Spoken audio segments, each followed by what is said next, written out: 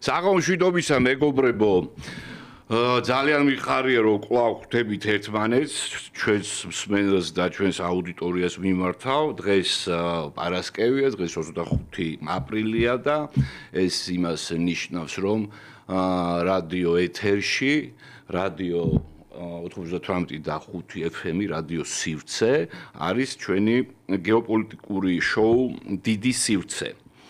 ამასთან ერთად მინდა გითხრა დიდი მადლობა იმის გამო, რომ აშკარად მოწონებას თქვენი მხრიდან იმსახურებს ჩვენი ახალი პროექტი, ეპშტეინის კუნძულს გულისხმობ და აქვე გეტყვით, რომ შემდეგი კვირიდან ტრადიციად იქცევა 4 შაბათობით ამ გადაცემის გასვლა ეთერში.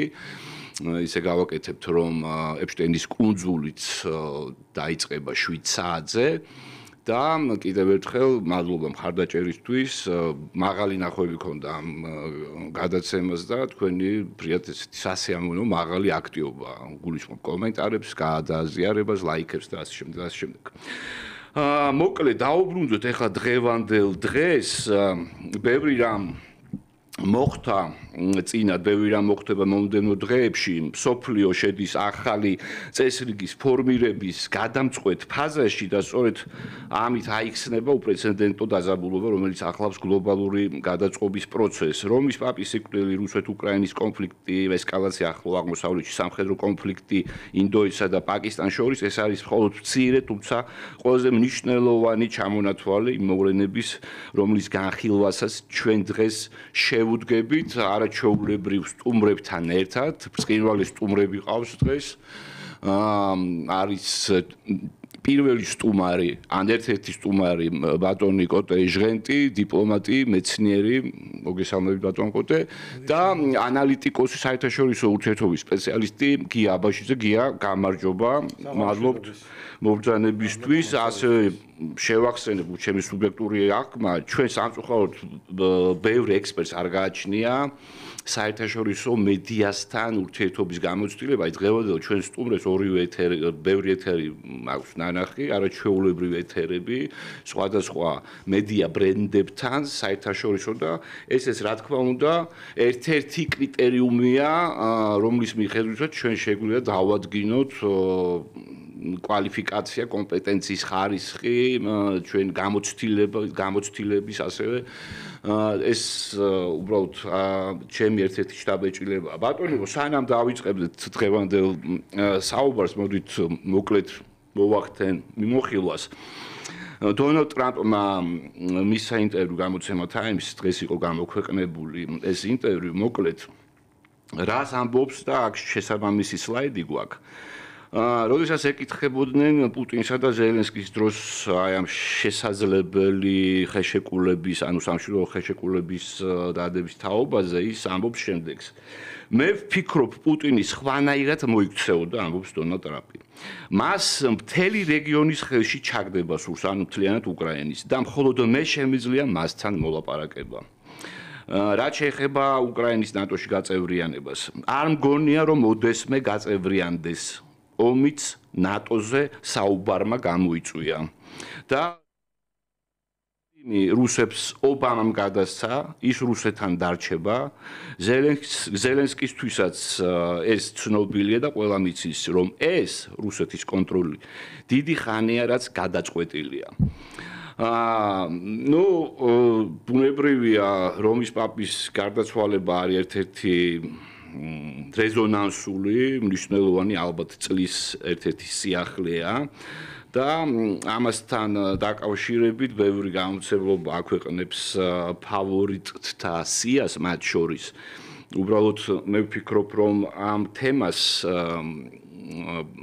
რომის პაპის საქმიანობის შეფასება, საერთოდ ვატიკანის როლი ტრადიციულად და დღევანდელ დღესაც ვატიკანი არის საკმაოდ გავლენიანი სახელმწიფოსაც ვერ დავარქმევთ, ეს არის სახელმწიფო, ეს არის ამავდროულად კორპორაცია, რომელიც ფლობს უზარმაზარ ფინანსურ რესურსებს, რომელიც ფლობს, ბოლოს და ბოლოს მრევლი 1 მილიარდი და ბუნებრივია ვატიკანი ყოველთვის ახდენდა ძალიან მნიშვნელოვან გავლენას სხვადასხვა პროცესებზე. ამ თემაზე ჩვენ ვისაუბრებთ ეპშტეინის კუნძულში, მით უფრო რომ ზაზა შათირიშვილი გვეყოლება სტუმრად. ახლა კი გეტყვით უბრალოდ რომ ფავორიტებს შორის ასახელებენ წმინდა საყდრის სახელმწიფო მდივანს კარდინალს პეტრო პაროლინის, პაროლინი არის გავლენიანი, ერთ-ერთი გავლენიანი კარდინალი, მას ხშირად რუხ კარდინალსაც მოიხსენიებდნენ როგორც რუხს კარდინალს და ბუნებრივია, მათ შორის საგარეო პოლიტიკა და ფინანსური პოლიტიკა ვატიკანის პეტრო პაროლინის ერთ-ერთი ესეთი ძირითად მიმართულებას წარმოადგენდა. ასევე სახელდება, მე ხარ დავასახელებ მათ შორის აფრიკასა და აზიის წარმომადგენლებს, მაგრამ სხვა კანდიდატებს შორის საინტერესოდ მე მეჩვენება რომ არის უნგრელი კარდინალი პეტერ ერდიო და ინგლისელი კარდინალი ტიმოტი რედკლიფი. მესამე სიახლე, რომელიც რატომღაც დარჩა მასმედიის ყურადღების მიღმა, მაგრამ ძალიან მნიშვნელოვანია, განსაკუთრებით ჩვენთვის არის ბევრი რამის მანიშნებელი და ამაზეც მინდა რომ ვისაუბროთ, არის ილჰამ ალიევის ვიზიტი, რომელიც განხორციელდა პეკინში, ჩინეთში. იქ გრანდიოზული დახვედრა მოუწყვეს ილჰამ ალიევს და აზერბაიჯანული მედიის ციტირებას ვახდენ უბრალოდ რომ ეს არის დიპლომატიური ტრიუმფი, რომ ჩინეთთან სტრატეგიული პარტნიორობის ხელშეკრულებას ხელი მოეწერა და შეგახსენებთ უბრალოდ კონტექსტს. ეს ხდება მაშინ, როდესაც სატარიფო ომი მიმდინარეობს ჩინეთსა და ამერიკას შორის და ამასაც შეგახსენებთ, რომ 2022 წელს 22 თებერვალს, ანუ 2 დღით ადრე სანამ რუსეთი დაიწყებდა ინტერვენციას უკრაინაში, ალიევის აქ მოწერილი ასევე სტრატეგიული ხელშეკრულების სტრატეგიული თანამშრომლობის პარტნიორობის შესახებ რუსეთის федерациასთან. ჟირინოვსკის ვიდეო, აბა მოდით ჩაუშვათ და Между Индией и Пакистаном произойдет ядерный конфликт, погибнут 200 миллионов человек, не меньше. და всё ეგ არის, ხო? მოკლედ ჟირინოვსკი მე უბრალოდ არ მესმოდა, ჟირინოვსკის კიდევ ერთი წინასწარმეტყველება, თქვენ მოისმინეთ, რომ ესე იგი ყოფილმა ლიდერმა, ლიბერალ-დემოკრატიული პარტიის ერთი ექსცენტრიული და გამოჩენილი პოლიტიკოსი, ვლადიმერ ჟირინოვსკი, რამდენიმე წლის წინათ წინასწარმეტყველა კონფლიქტი პაკისტანსა და ინდოეთს შორის. ჟირინოვსკი იქ ასახელებს მსხვერპლის რაოდენობას, მე მგონი 200 მილიონს. და საერთოდ ბევრი მოთქმა არის ჟირინოვსკისთან დაკავშირებით, როგორ ახერხებდა ეს კაცი ამდენ წინასწარმეტყველებას. აქ ჩემი ასევე შთაბეჭდილება და ჩემი მოსაზრებები ამასთან დაკავშირებით. ჟირინოვსკი აკეთებდა ძალიან ბევრ წინასწარმეტყველებას. დაახლოებით 4 თუ 5000-მდე წინასწარმეტყველება აქვს. ეხლა თქვენ წარმოიდგინეთ 5000 წინასწარმეტყველებას რომ მოახდენ, ხო, აი 100 მილებას რო აიღო რაღაც 2 ან 3%, ხო, შეიძლება რაღაცა მართლაც გაარტყა, ხო, ბჭყალებში. თუმცა ჟირინოვსკი პრინციპში აქ მე მგონი არც დამეთანხმებიან სტუმრები თუ არა დაიწყნენ თავის მოსაზრებას. ჟირინოვსკი ბუნებრივია იყო ნიჭიერი პოლიტიკოსი, მისთვის კარგად ცნობილი იყო ისტორიული კანონზომიერება, ისტორიის ციკლური განვითარების შესახებ, ბერკვეოდა დემოგრაფიაში, კულტურაში, ბოლოს და ბოლოს აღმოსავლეთ ცოდნე იყო ამდენად ის რომ და გეოპოლიტიკაში ბუნებრივია და პირველი გეოპოლიტიკური ხმამაღალი განცხადების სწორედ ჟირინოვსკის მხრიდან იყო გაკეთებული, ამდენად არც ამ წინასწარმეტყველების უნდა გაგვიკვირდეს. კარგით, ბატონებო, მოკლედ, მოდით გადავიდეთ ჩვენს უშუალო ესე დისკუსიაზე საუბარეთ ჩვენ სტუმრებთან ერთად და პირველი კითხვა, ბუნებრივია, მინდა რომ შეეხოს რომის პაპს, ფრანცისკს. აი ბატონი კოტე ამბობს, რომ ფრანცისკეს არ ეთანხმება. ფრანცისკს, რომელიც მართლაც იყო ძალიან საინტერესო პიროვნება, ჯერ ერთი მოდით ვთქვათ, რომ მე მგონი პირველად 600 წლის განმავლობაში ან საერთოდ ვატიკანის ისტორიაში ეს იყო პირველი არაევროპელი რომის პაპი. მეორე გარემოება, მე მგონი პირველი იეზუიტი იყო და ამასთან ერთად არის ძალიან წინამდებობრივი, ანუ შეფასებების, ანუ ხშირად მოისმენთ, რომ კათოლიკებშიც კი არის გარკვეული ასთა სხვაობა მის მოღვაწეობასთან დაკავშირებით, ვინაიდან ბევრს მიაჩნია, რომ მან დათმო რაღაცა ეს დოგმატური დებულებები, რომელსაც წადისულს ხელმძღვანელობდა ვატიკანი, დაუშვა ლიბერალიზაცია, იყო ზედმეტად ეგეთი სოციალისტური, ანუ ძალიან დიდ ყურადღებას უთმობდა სოციალური თანასწორობის საკითხებს და ამასთან დაკავშირებით, ბატონო, თქვენი მოსაზრებები მაინტერესებს. რა კვალი დატოვა ფრანცისკემ და რა შეიძლება მოხდეს ახლა, არ ვიცი, ორ კვირაში მე მგონი კონკლავი უნდა შედგეს და რა მოლოდინები გაქვთ კონკლავის შედეგებთან დაკავშირებით, თუ კი გავითვალისწინებთ ერთ გარემოებასაც, რომ აქაც ერთმანეთს ეჯახებიან, ესე იგი კონსერვატორები პირობითად და ის კარდინალები, რომლებიც იზიარებდნენ აი ფრანცისკეს ლიბერალიზაციის კურსს, რომელსაც ის ატარებდა ვატიკანში. ბატონ კუტე. მადლობა მოწვევისთვის. ქრისტე აღსდგა პირველ რიგში ჯერ კიდევ. ჭეშმარიტად. კვირა და ულოცავ ჩვენს მსმენელებს და მაყურებლებს. ამიტომაც ვთქვი ბრწყინვალე დღესასწაულს და ამ კვირაში რომ მოხდა რომის პაპის გარდაცვალება და თან ამანაც ძალიან ისეთი რეაქცია გამოიწვია კათოლიკებში. უკანასკნელი მონაცემებით თუ არ ვცდები 1.5 მილიარდი კათოლიკეა მსოფლიოში. შეიძლება ცოტა მეტი, შეიძლება ცოტა ნაკლები, ყოველ შემთხვევაში საკმაოდ ბევრი არიან და საქმე რაშია, იცით, უფრო იმას დაემთხვა, რაზეც ჩვენ საუბრობდით, სანამ დაიწყებოდა ჩვენი გადაცემა, რომ აი ამ ცვლილებებს, გეოპოლიტიკურ ცვლილებებს დაემთხვა ესეც, რომ აი პაპი უნდა, ახალი პაპი უნდა იქნას არჩეული და ძველი შეიცვალოს. მე გავიმეორებ იმასაც, რაც აი გითხარით გადაცემამდე, იყო საინტერესო სტატია, საერთოდ საინტერესო გამოცემა, ეს მედია გამოცემა American Conservative.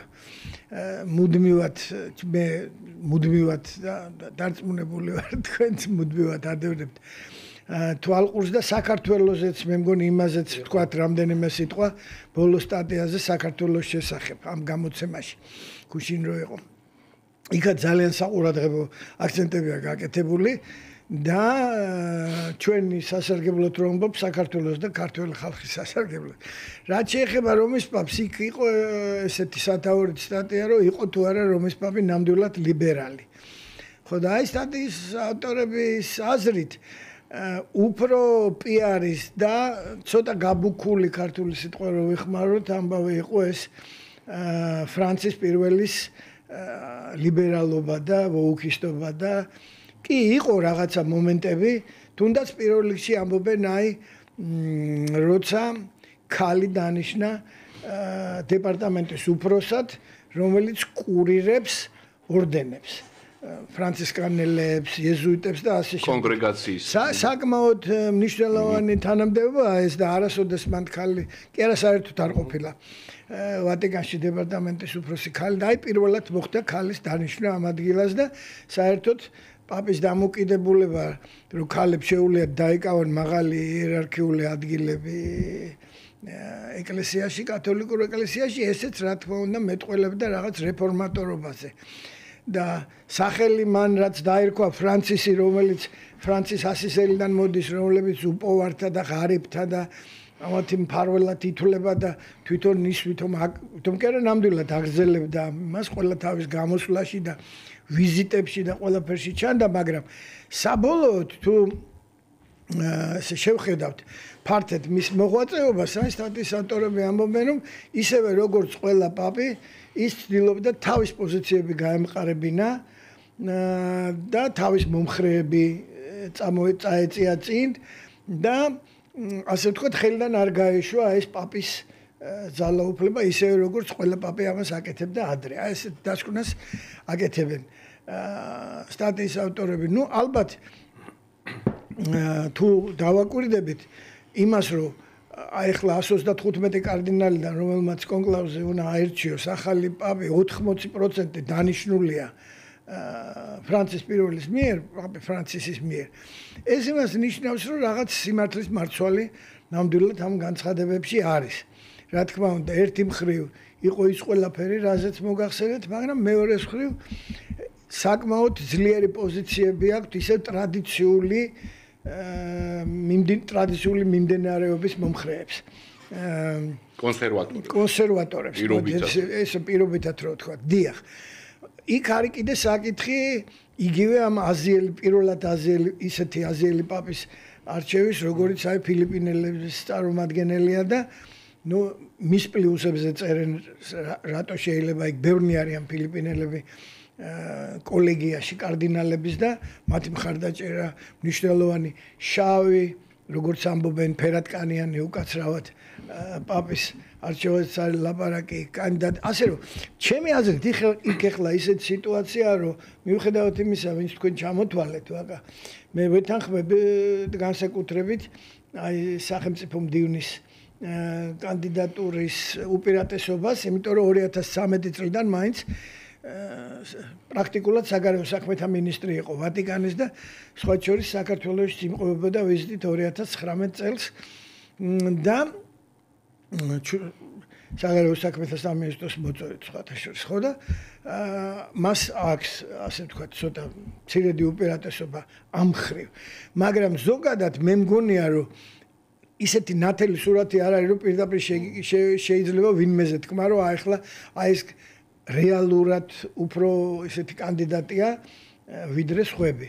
ამიტომ რა ვიცი მე მგონია ესეთი პირი უჩანს რომ ცოტა ხანგრძლივი პროცესი იქნება ესე უცბად ვერ აერჩევენ ალბათ და ალბათ ისტორიიდან ჩვენმა მსმენელმა და მაყურებელმაც იცის და 40 დღის განმავლობაში დაინტერესდა ახლა 40 კი არა ისტორიულად ყოფილა რომ წელიწადი ყოფილა და პაპი ვერ აურჩევიათ ღმერთმა დაიფარა ეგეთი რამე ახლა მაგრამ რა ვიცი მე ასე მგონია თუმცა აი ესეთ იმდენად არაპროგნოზირებადი სიტუაციაა რომ შეიძლება პირიქით მოხდეს აი ეს შემილია რაც პაროლინის უბრალოდ რაც აკითხული მაქვს წერენ რომ მას იმდენად ძლიერი გავლენა აქვს ვატიკანში რომ შეიძლება თვითონაც თქვენ როგორც ბრძანეთ რუხ კარდინალსაც ეძახიან რომ ის ძალიან ბევრ საკითხს შეიძლება შეეცადოს პირიქით ამ არსებული პოზიციის შენარჩუნებას გია და აი გარდა ამისა რაც პატრონმა კოტემ ბრძანა იქ არის რაღაც განლაგება არის რაღაც ლიბერალური ფრთა არის კონსერვატორებად გვევლინებიან აი ეს ევროპელი ფავორიტები ინგლისელები ერთ-ერთი ჰოლანდიელი კარდინალი არის რომელიც ძალიან კონსერვატიულ პოზიციებში დგას ასევე ამერიკელებს აქვს თავისი კონსერვატიული პოზიციები მაგრამ ხო სხვათა შორის უკაცრავად ცოტანი არიან ძალიან ევროპელები 40 კარდინალია სულ ევროპაში და აფრიკის და აზიის კი აზიელები და აფრიკელები სჭარბობენ და ლათინურ ამერიკელები მაგრამ ის რაც თქვა ბატონმა კოტემ ანუ ძალიან მნიშვნელოვანია ჩემი აზრით კონტექსტის გათვალისწინება ჩვენ ვიცით რომ ეს ხდება როდესაც ხდება გეოპოლიტიკური გადატვირთვა სოფლიო წესრიგის ჩამოშლა და ახალი წესრიგის შექმნა ხო ამასთან დაკავშირებით როგორ ფიქრობ აი არის რაღაც 140-მდე კარდინალი ეს თითქოს და არ არის მცირე რაოდენობა მაგრამ იმის გათვალისწინებით თუ რამდენი მთავარი გეოპოლიტიკური მოთამაშეა ხო ამერიკის შეერთებული შტატები ევროპის სხვადასხვა ქვეყნები აფრიკის რეგიონი აზია ჩინეთი მიუხედავად იმისა რომ კათოლიკების რაოდენობა იქ ნომინალურია რუსეთიც მიუხედავად იმისა რომ კათოლიკები ცოტანი არიან და მე ჩემთვის არ არის დამაჯერებელი ის მოსაზრებას მაგრამ რომ ის კარდინალები არავის მოსაზრებას არ ითვალისწინებენ მათ თავისი დღის წესრიგი და შემდეგ მე პირიქით მე ვეღუდები გეოპოლიტიკურ ჩარევებს და ბუნებრივია ყველა ქვეყანას თავისი ფავორიტი ეყოლება ამ თვალსაზრისით შენ რა შეგიძლია თქვა ანუ ჩვენ არ ვიცით კონკლავი რამდენი დღეს გაგრძელდება ჩვენ შეგვიძლია თქვა რომ დაძაბული ბრძოლა იქნება და ალბათ ჩვენ ოდესაც შევიტყვეთ გავიგებთ იმ ორი ძირითადი კანდიდატის შესახებ რომელიც გავა იქ რამდენიმე ტურის შემდეგ საბოლოო ფინალურ სტადიაში ალბათ ერთი იქნება ეგრეთ პირობითი კონსერვატორი მეორე ლიბერალი აი თუ წინასწარმეტყველებად შეგიძლიათ ბუნებრივია ვინ შეიძლება მოიპოვოს გამარჯვება და რამდენად მნიშვნელოვანია ეხლა ერთის მხრიდან მაგალითად ლიბერალური ევროპისთვის და მეორეს მხრივ ამერიკელი ახალი კონსერვატორებისთვის თავისი ფავორიტის გამარჯვება. და ყავს თუ არა ეს თავისი ფავორიტები? მივესალმებით ჩვენს აუდიტორიას და ულოცავ წყინვალე დღესასწაულს. საკმაოდ მართლაც და ესეთი ურთიერთწინააღმდეგობებით იქნება აღსავსე კონკლავი, რომელიც უნდა გაიმართოს 6-დან 9 მაისის პერიოდში ჩაინიშნოს და ესე ვთქვათ წესებით ისეა რომ დილით 2 კენჭისყრა არის საღამოს 2 კენჭისყრა სულ დღეში 4 და საზოგადოების უდიდესმა ნაწილმა იცის რომ ჩაკეტავენ იმათ არანაირი კომუნიკაცია და ბოლოს თეთრი კვამლი უნდა ამოდის თუ არა და შავი კვამლი ამოდის ხო? კონკლავი გასაღებზე ჩაკეტოს ნიშნავს. ხო, კი ბატონო, მაგრამ მე ხა წინასწარმეტყველებაზე თუ მიდგა ჩემ სუბიექტური აზრით მე უფრო მხარს დაუჭერდი საერთოდ ინკოგნიტო კანდიდატს, რომელიც არ განიხილება, ან ნაკლებად განიხილება, ან ძალიან ქვემოთ არის სიაში. იმიტომ რომ აქ იქნება მართლაც დიდი დაპირისპირება პირობითად მართლაც ლიბერალებსა და კონსერვატორებს შორის. ვეთანხმები ვალტო კონსტანტინეს, ესე პიარული ის იყო ეს ფრანცისკეს ის რომ ლიბერალი იყო და ხო ცხოვრობდა როგორ ძალიან მოგრძალებულად არანაირი სასახლე დადიოდა ფიატით პაპმობილსაც ხანდახან იყენებდა ცხოვრობდა ვატიკანის პანსიონში რაღაც ძალიან პატარა ოთახში ჩადიოდა სასადილოში ლამბორგინი აჩუქეს თუ არა გაყიდა კი ხშირად დადიოდა უსახლკაროთა და უპოვართა სახლებში ეხმარებოდა აჭმევდა ძალიან ბევრ რაღაც აქტივობაში იყო ჩართული პატიმრებს ნახულობდა აი ასეთი სტილი ჰქონდა და ფუფუნება არ უყვარდა თუმცა აი ამ ლიბერალური დღის წესრიგში ძალიან აქტიური იყო ბევრჯერ მათ შორის ეგრეთ წოდებული მწვანე პოლიტიკა ეკოლოგიასთან დაკავშირებით მათ შორის იყო ის რომ კლიმატური დღის წესრიგი და ძალიან ურთიერთ გამომრიცხავი თავის დროზე ის რომ ერთნაირ სქესიანთა ქორწინება კი არ დაუშვა, მაგრამ მათი დალოცვა დაუშვა რომ ზიარების უფლების დაშოვა. მიუღებლები კი არ არიან, მისაღებნი არიან, მაგრამ ასე ვთქვათ, არ ვაზიარებთ და არ უბრალოდ ვაზიარებთ, მაგრამ არ ჯვარს არ წერთ რა კათოლიკური წესით. ეს რაღაცები ქონდა.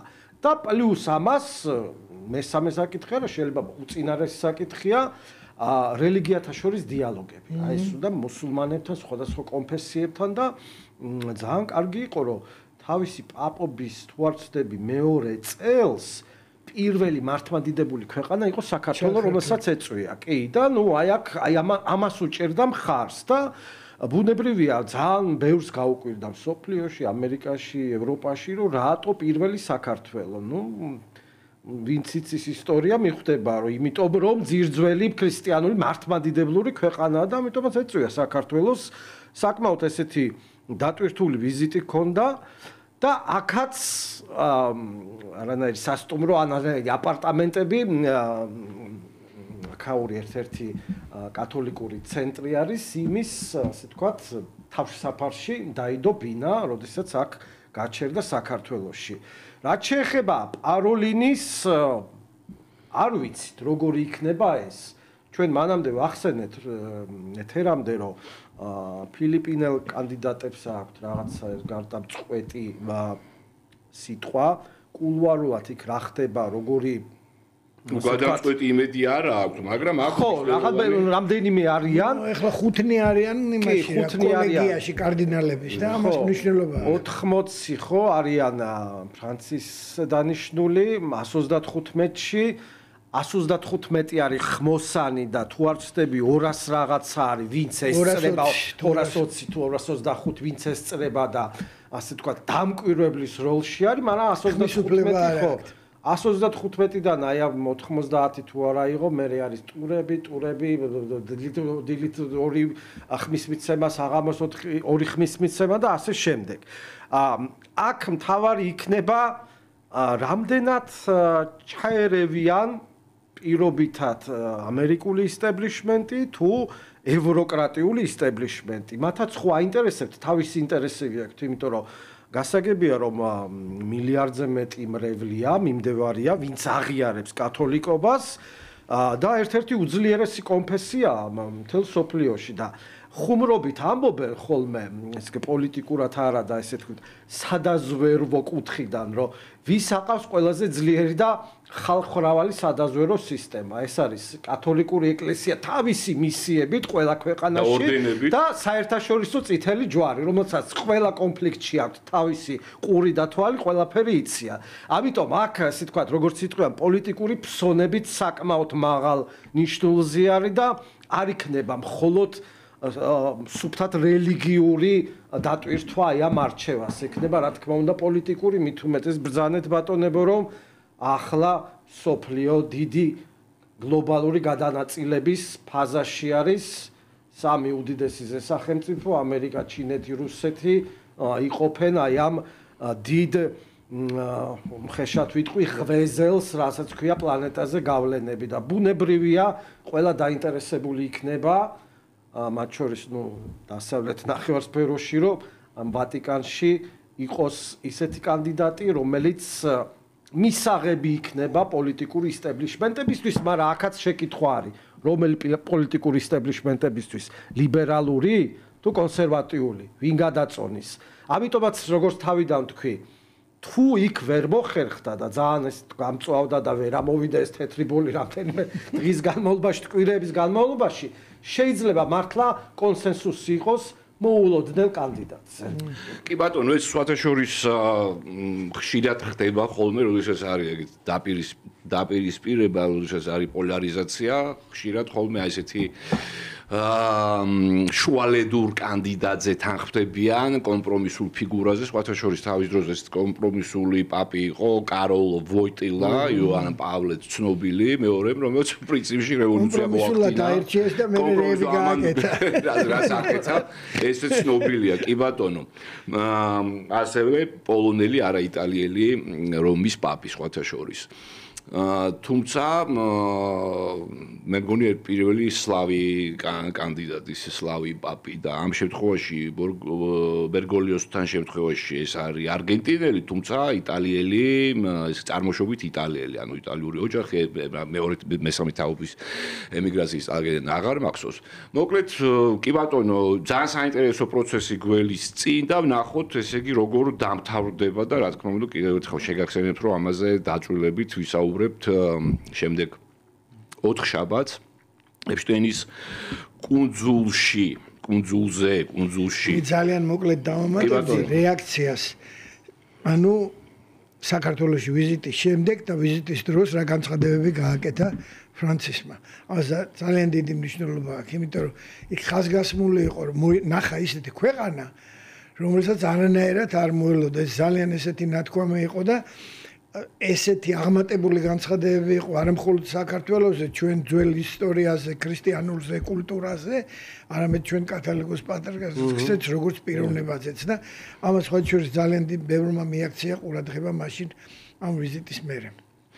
ბატონებო, იცით თქვენ რომ ესე იგი პატივცემული უიტკოფი, ანუ ტრამპის სპეციალური წარმომადგენელი იყო დღეს ჩასული მოსკოვში, შეხვდა პუტინს, შეხვედრა დასრულდა, მე არ ვიცი ხა ზუსტად 3 საათის განმავლობაში გაგრძელდა მე მგონი. და მოკლედ შედგეს შეხვედრა, უშაკოვი ეს არის თანაშემწევრჩეველი პუტინის აკეთებს განცხადებას, რომ შეთანხმდნენ იმაზე, რომ უნდა განახლდეს პირდაპირ მოლაპარაკების შესაძლებლობა რუსეთსა და უკრაინას შორის, ეს არის ძალიან საინტერესო განცხადება, იმიტომ რა ტიპის განახლებაზე არის საუბარი, არ ვიცი. ჩვენ ვიცით, რომ ერთმანეთს არ ელაპარაკებიან და ამიტომაც ამერიკის შეერთებული შტატები, რაც ასევე ძალიან გასაკვირი ვითარება, როდესაც ერთ-ერთი აქტორი ამ კონფლიქტის, ეხლა ეს ხო რუბიოს აქვს, ეს არის რუბიოს აღიარება, როდესაც ამბობს, რომ არსებითად ეს არის პროქსი კონფლიქტი, პროქსი არის უკრაინა, ჩვენ ვეუბნებით რუსებს და ახლა მთავარი მხარე ხდება მედიატორის ამ კონფლიქტში, აქაც არის გარკვეული უცნაურობა. მოკლედ დასრულდა ეს შეხვედრა და ჩვენ პრინციპში ვიცით, აი როიტერსიც აქვეყნებს წინასწარ აი ამ შეთანხმების გეგმას, ანუ რაზე არის საუბარი. საუბარი არის იმაზე და სხვათა შორის Times ინტერვიუსთან და მანამდე კიდე გუშინ ტრამპმა ძალიან რბილად რო ვთქვათ წინააღმდეგობრივ განცხადებებს აკეთებს კერძოდ მენიშნა რა რომ ეს ომი არის პრინციპში უკრაინასაც დებს ბრალს ამ ომის წამოწყებაში თქვა რომ ეს ნატოს ძახილი რაც გინდოდათ ეს თითქოს ახლა უკრაინელებს თავისით დაებადა ეს ინსპირაცია ხო მეორე თქვა რომ ყირიმი ეკუთვნის რუსებს ეს ობამას გადაცემულია ეს რასაც იმეორებს სულ ძალიან ხშირად რომ ეს ომი არ მოხდებოდა რომ მე ყოფილიყავ პრეზიდენტი ეს ბაიდენის ომია ეს კონფლიქტი უნდა დაასრულდეს რაც შეიძლება სწრაფად მილიონობით ადამიანი იღუპება და მეცოდება ეს ორივე მხარე და ეს მოკლედ აი ამ ყველაფერს ამბობს და ამასთან ერთად ამბობს შემდეგს და ამ სამშვიდობო გეგმაში თითქოს არის ის რომ ამერიკის შეერთებული შტატები აღიარებენ ყრიმს როგორც რუსეთის ტერიტორიას დე იურე დანარჩენ ტერიტორიებს რომელიც არიან განლაგებულები ეს დონეცკის, ლუგანსკის, ხერსონის და ზაპოროჟიეს ოლქებში რჩება რუსეთის კონტროლის დე-ფაქტო რუსეთის კონტროლის ქვეშ ატომური ელექტროსადგური რომელიც არის ზაპოროჟიეში თითქოს და რუსეთმა უნდა გადასცეს უკრაინას და შემდეგ უკრაინა გადასცემს ამერიკელებს რათა ამერიკელებმა განახორციელონ კონტროლი და რაც მთავარია თითქოს და ამ გეგმის მიხედვით ამერიკელებმა უნდა ამუშავონ ეს ატომური ელექტროსადგური ისე რომ ამით ისარგებლოს რუსეთიც და უკრაინამაც შემდეგ პრაქტიკულად გადაწყვეტილად მიაჩნია რომ უკრაინა უარს იტყვის ნატოში გაწევრიანებაზე და ნატო არ მიიღებს უკრაინას შემდეგ არის ნუ იქ რაღაც ნიუანსები რომ დნეპრის ამ დინარის გაკონტროლების უფლება უნდა კონდეს უკრაინას შენარჩუნებული საუბარი იმაზე რომ ამ სამშვიდობო გეგმის მიხედვით უკრაინამ უნდა შეინარჩუნოს ჯარი და აქ არანაირი შეზღუდვები არ უნდა არსებობდეს მეტიც უნდა იყოს სამხედრო კომპლექსიც და ამის გარანტულად შეიძლება იყოს ევროპა თუმცა ამერიკაც აქ დიდ ენთუზიაზმს არ ავლენს ამ პუნქტთან დაკავშირებით. მოკლედ, აი ეს ყველაფერი არის საინტერესო, მაგრამ თქვენი აზრით ეს პერსპექტივა ამ შეთანხმების დადების პერსპექტივა რამდენად რეალისტურია? შეიძლება დამთავრდეს თუ არა წელს, ან რაღაცა 2-3 თვის განმავლობაში. ახლა ტრამპი ასახელებს 2-3 კვირას. ევროპელები ამბობენ, რომ აი მაგალითად ტუსკის მოსაზრება იყო გამოთქმული გუშინ, ის ამბობს, რომ ალბათ ამ სამშვიდობო შეთანხმება დასჭირდება და შესრულება 3-დან 4 თვემდე. ანუ თერგ ზაფხულის განმავლობაში გაგრძელდეს. მოკლედ, პერსპექტივა ამ კონფლიქტის და შეიძლება თუ არა დაკმაყოფილდეს მაგალითად რუსეთი აი ამ ჩამონათვალით, ხო, აი ეს როგორც არის ეს ტერიტორიები, რომელიც ბოლომდე არა აქვს არც ერთი ოკუპირებული. ანუ დონეცკში რჩება 5%, ლუგანსკის ასევე 5%, ზაპოროჟიეს მნიშვნელოვანი ნაწილი, რაც მთავარია. არც ერთი სხვა ოლქის, ნუ გარდა დონეცკისა, დედაქალაქს რუსეთი არ ფლობს. ამ ვითარებაში, როდესაც უკრაინა ინარჩუნებს ჯარს, ანუ არც დემილიტარიზაციის პირობა არ სრულდება პუტინის მიერ დაყენებული, არც ესე იგი ამ 4-ვე ოლქის ყრიმის გარდა სრული ოკუპაცია, რამდენად ეს რეალისტურია. გია, მოდი შენი დავიწყოთ.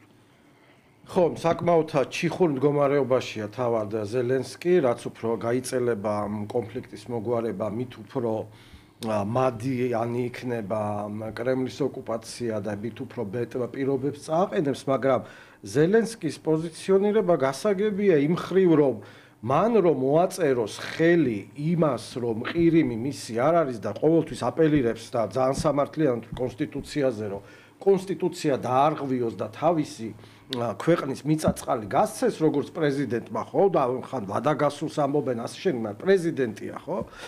ეს მისთვის კატასტროფა იქნება. არა მხოლოდ პოლიტიკური, აქ საერთოდ ფიზიკურ გადარჩენაზე და ჯანმრთელობის ასე თქვათ პრობლემაზე შეიძლება აისახოს მის რომ გამწარებული უკრაინელი ხალხი, რომ რისთვის ვიბრძოდით, არც ნატო, არც ევროკავშირი, დაქცეული ქვეყანა, ტერიტორიები უფრო მეტი წართმეული და რას ველოდებით. და ნუ ნიშანდობლივი იყო, რომ ამას წინათ 2 დღის წინ იყო ბრიტანულ მედიაში კიევის მერის კლიჩკოს განცხადება, რომ მოგვიწევს გარკვეული ტერიტორიების დათმობა. არ და კონკრეტა თუმცა კი კლიჩკო ოპოზიციონერია ზელენსკისთან მიმართებაში, მაგრამ ყავს მას გარკვეული მხარდაჭერა პოლიტიკური, აქვს მას მხარდაჭერა ეს პოლიტიკური. არ არის გამორიცხული, რომ სხვა უკრაინელმა პოლიტიკოსებმაც ხმა ამოიღონ, ხო?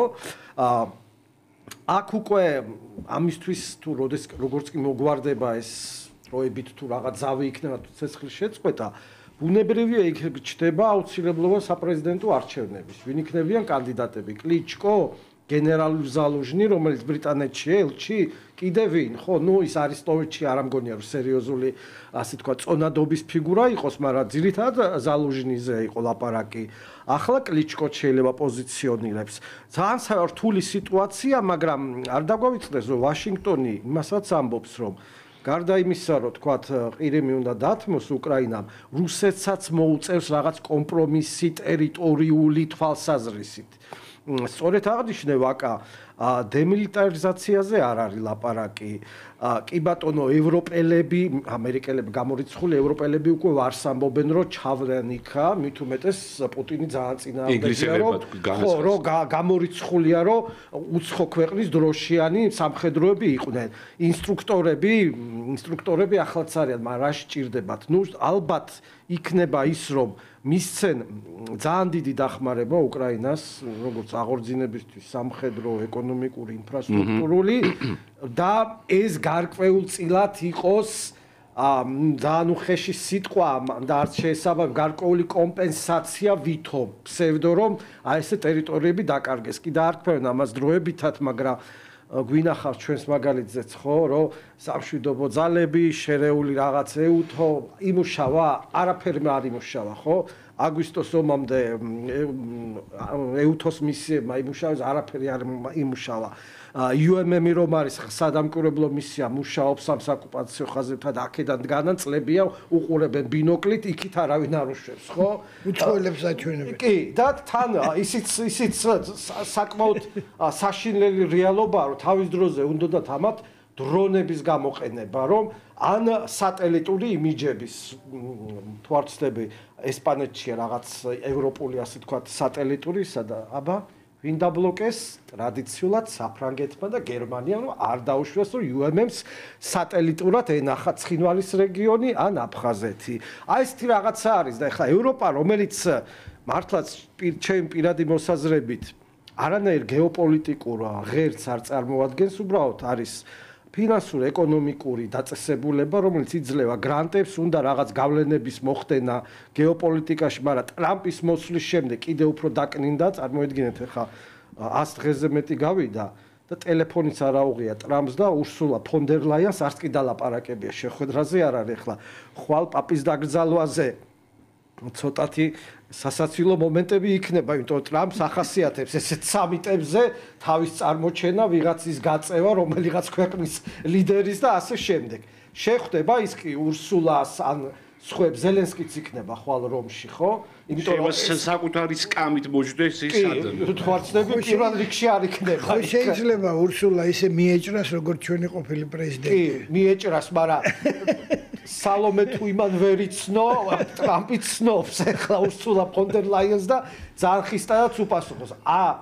ესე თქვა, არ ეთაკილება ესეთი რაღაცები და ჩოული ვარიანტია, მაგრამ ხვალ რომში როდესაც ამდენი ლიდერი იქნება და მათ შორის ტრამპი იქნება, არის რუსეთი არ იქნება, ცხადია, არის ამის შესაძლებლობა, რომ უშუალო კონტაქტით რაღაცით წინ წაიწიოთ, მაგრამ ვიმეორებ, ზელენსკი არის ჩიხურ მდგომარეობაში, ისევე როგორც მისი ახლო-გარემოცვა, მისთვის პოლიტიკური თვითმკვლელობა იქნება და სიცოცხლისთვის საშიში უკრაინის მიწების როგორც ოკუპანტი რუსები იტყვიან, რაზბაზარევანი, აი მარტივად ესეთ საიტნოტური ჩიხური სიტუაცია ჯერჯერობით. მე დავამატებ უბრალოდ, რომ ტრამპს ბეროთ უფრო აი ესეთი უხეში რამ აქვს ნათქვამი, რომ თუ ვინაიდან ტრამპი აღშფოთდა იმის გამო, რომ ორშაბათის შეხვედრა ლონდონში დაგეგმილი იყო ჩაშლილი პრაქტიკულად ზელენსკის მხრიდან, ვინაიდან ბევრისთვის გასაკვირად ზელენსკი იმეორებდა არგუმენტს, რომელიც არ არის ლოგიკური,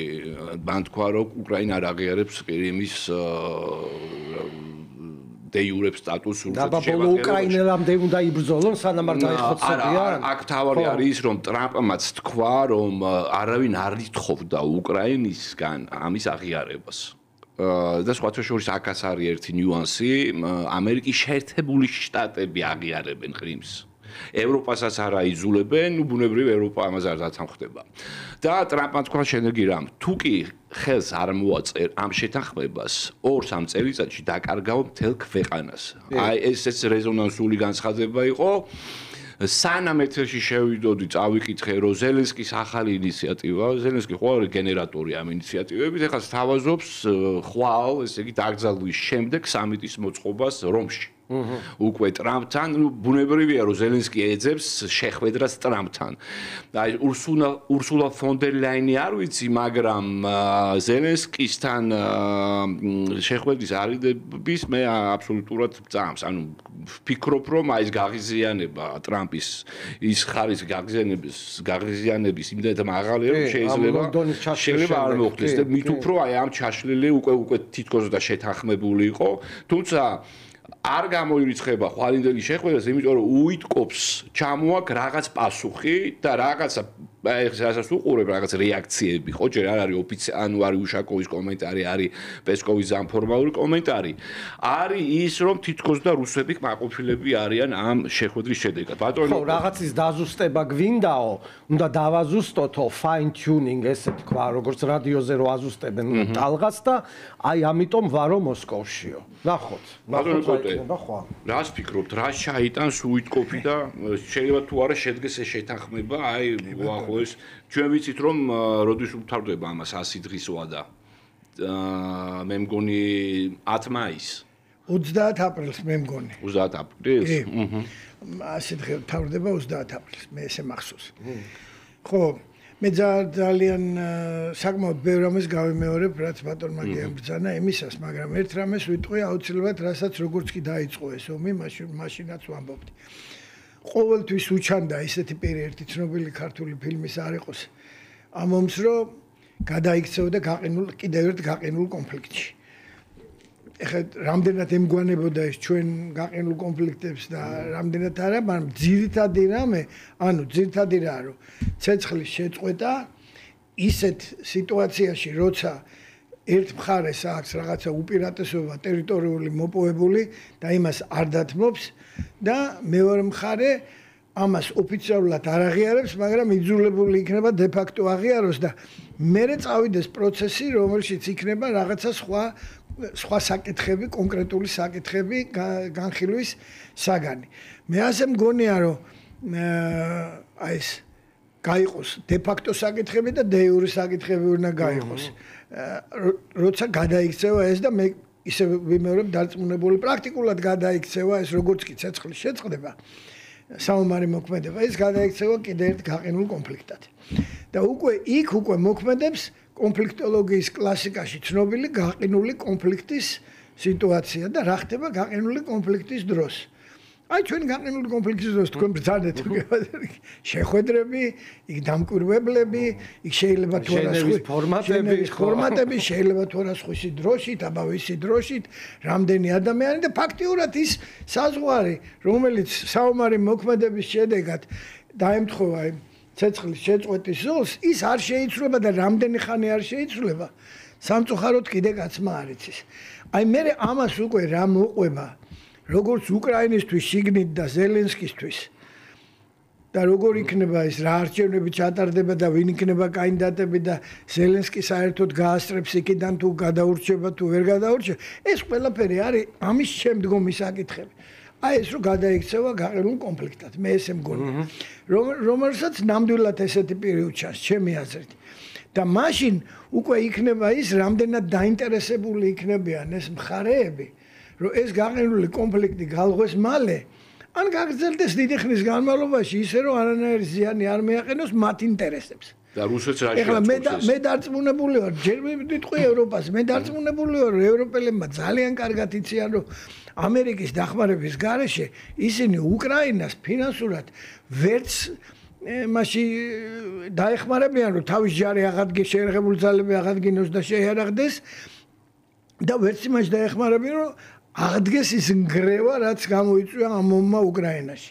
რომ ისინი მზად არიან პლუს ნატოს 5% გადაიხადონ, რასაც ითხოვს ამ პლუს თავის ეკონომიკას მიხედონ, რომელიც რეცესიას და პლუს უკრაინას ფული აძლევენ, რომ იმან თავის ქვეყანა აღადგინოს. პლუს საკუთარი მილიტარიზაცია. ეს პრაქტიკულად ჩემი აზრით შეუძლებელია ხა ყველა ჭუატყოფელი ადამიანისთვის გინდა ღრმად ეკონომისტი იყოს, გინდა ღრმად პოლიტიკოსი, ამას უნდა მიხვდეს. ამიტომ აი ეს მოცემულობა თუ დადგა ცეცხლის შეწყდა და მე დაიწყო შიგნით აი ეს ლაბა, აი ეს რამდენი ხანი გაგრძელდება, ეს არავინ არ იცის. კიდე ერთი გაყინული კონფლიქტი იქნება და რუსეთს რა შეაწყობს ეს? რუსეთს აწყობს ის რომ დე ფაქტო შიდა მოხმარებისთვის პირველ რიგში პუტინს აი კონსტიტუციაში შეიტანა იქ დროშები აქტ ფაშიზმი დავამარცხე უკრაინული და ასე შემდეგ. შიდა მოხმარებისთვის რუსი დერჯიმორდა ასე თქვათ უკაცრავად ამ გამოთქმაზე პატრიოტებისთვის. და პირიქით ის არის ყოველი რადიკალური პატრიოტული ბანაკი, რომელიც ამბობს, არ შეიძლება არაფრის დათმობა კიევამდე, კიევის აღება. ის რადიკალური პატრიოტული ბანაკი, მე მგონია პუტინის კონტროლის ქვეშ არის და მისი გარემოცვის გრუს კონტროლის ქვეშ არის და სამხედრო სამრეწველო კომპლექსის რუსეთის. რამდენიმე ადამიანი ჩასვა უკვე. ამიტომ ხო, ამიტომ ეხა არ დაგვაუწყეს რა დაემართა ეს თვითფრინავში რო აფეთქდა იმას. სტრელკოვი. ხო. ის იხეში. არა, მე ვიძახი რუსეთზე ის მოსკოვზე დაპატიმრეს, რომელიც პრიგოჟინთან იყო. მოსკოვზე მარში რომ მოაწყო. ეხა ნათელია რომ იმდენად ხელში უკავია ყველაფერი პუტინს და მის გარემოცვას და მის უსაფრთხოების ყველაფერს სამსახურს. თუმცა პრიგოჟინს რო გაებედა, მე მგონი აიღებდა მოსკოვს. არ ვიცი ხა ცოტა სადავო საკითხია, მაგრამ რა ვიცი, აი ეს ჩემი აზრით ეს იქნება. კიდევ ერთი ხანგრძლივი გაყინული კონფლიქტი. ოღონდ ეხა მიდის ლაპარაკი, ყოველთვის სანამ ეს მოხდება, კონფლიქტის გაყენა მხარეები ცდილობენ მომგებიანი პოზიციებიდან მოხდეს მოლაპარაკება. აი ეხლა რომ ამბობენ, რომ ორივე უნდა დათმოს, ხო? ევროპაში ამბობენ იმან ვენსმაც თქვა, ხო, ორივეს მოუწევს რაღაცის დათმო. კი ბატონო, მაგრამ აი რამდენის დათმობა მოუწევს მაგაშია საქმე. რას თმობ ტერიტორიებს მე პირადად ხმათ ვარ დარწმუნებული, რუსეთი არანაირ ტერიტორიას არ დათმობს. არის საუბარი ხარკოვის ოლქში აღარ. რა ვიცი, მე ასე მგონია. ხო და არ ვიცი, ნახოთ, იქ შეიძლება მოლაპარაკება უკრაინის მომავალზე, ოღონდ ნატოს წევრობის გარეშე. ხო, ნეიტრალური სტატუსი. აი ეს იქ სხვა ნიუანსები შევა რუსული ენა როგორც ერთ-ერთი სახელმწიფო. იქ ცალკე სამხედროები შეიკრიბებიან ექსპერტები, ცალკე პოლიტიკური ექსპერტები. როგორც ხდება ხოლმე ესე დროს კონფლიქტების, გაჭიანურებული კონფლიქტების დროს. აი ჩვენი ჟენევის ის რო არის, რა ქვია. ჯურნალისტები ლაპარაკობთ, როგორც კი ვიტყვით, რომ ეხლა მოდი დაბრუნებაზე ვისაუბროთ და ეგრეთ წამოხდებიან მაგიდიდან ეს რუსები და აფხაზები და რუსები გარბიან. და მორჩა ეს რამდენი წელია ესე გრძელდება. ეს არის ბედი გაყინული კონფლიქტების სამწუხაროდ და რაზე დგას ეს გაყინული კონფლიქტები? ისე და ესე ზესახელმწიფოების კონტროლით რეალ პოლიტიკას, მიმდინარე რეალ პოლიტიკას. ძალაზე დამყარებულ რეალ პოლიტიკას. მორჩა ეს. თუმცა გაყინული კონფლიქტი არის მაგალითად ეს არსებული 52 პარალელი კორეებს შორის.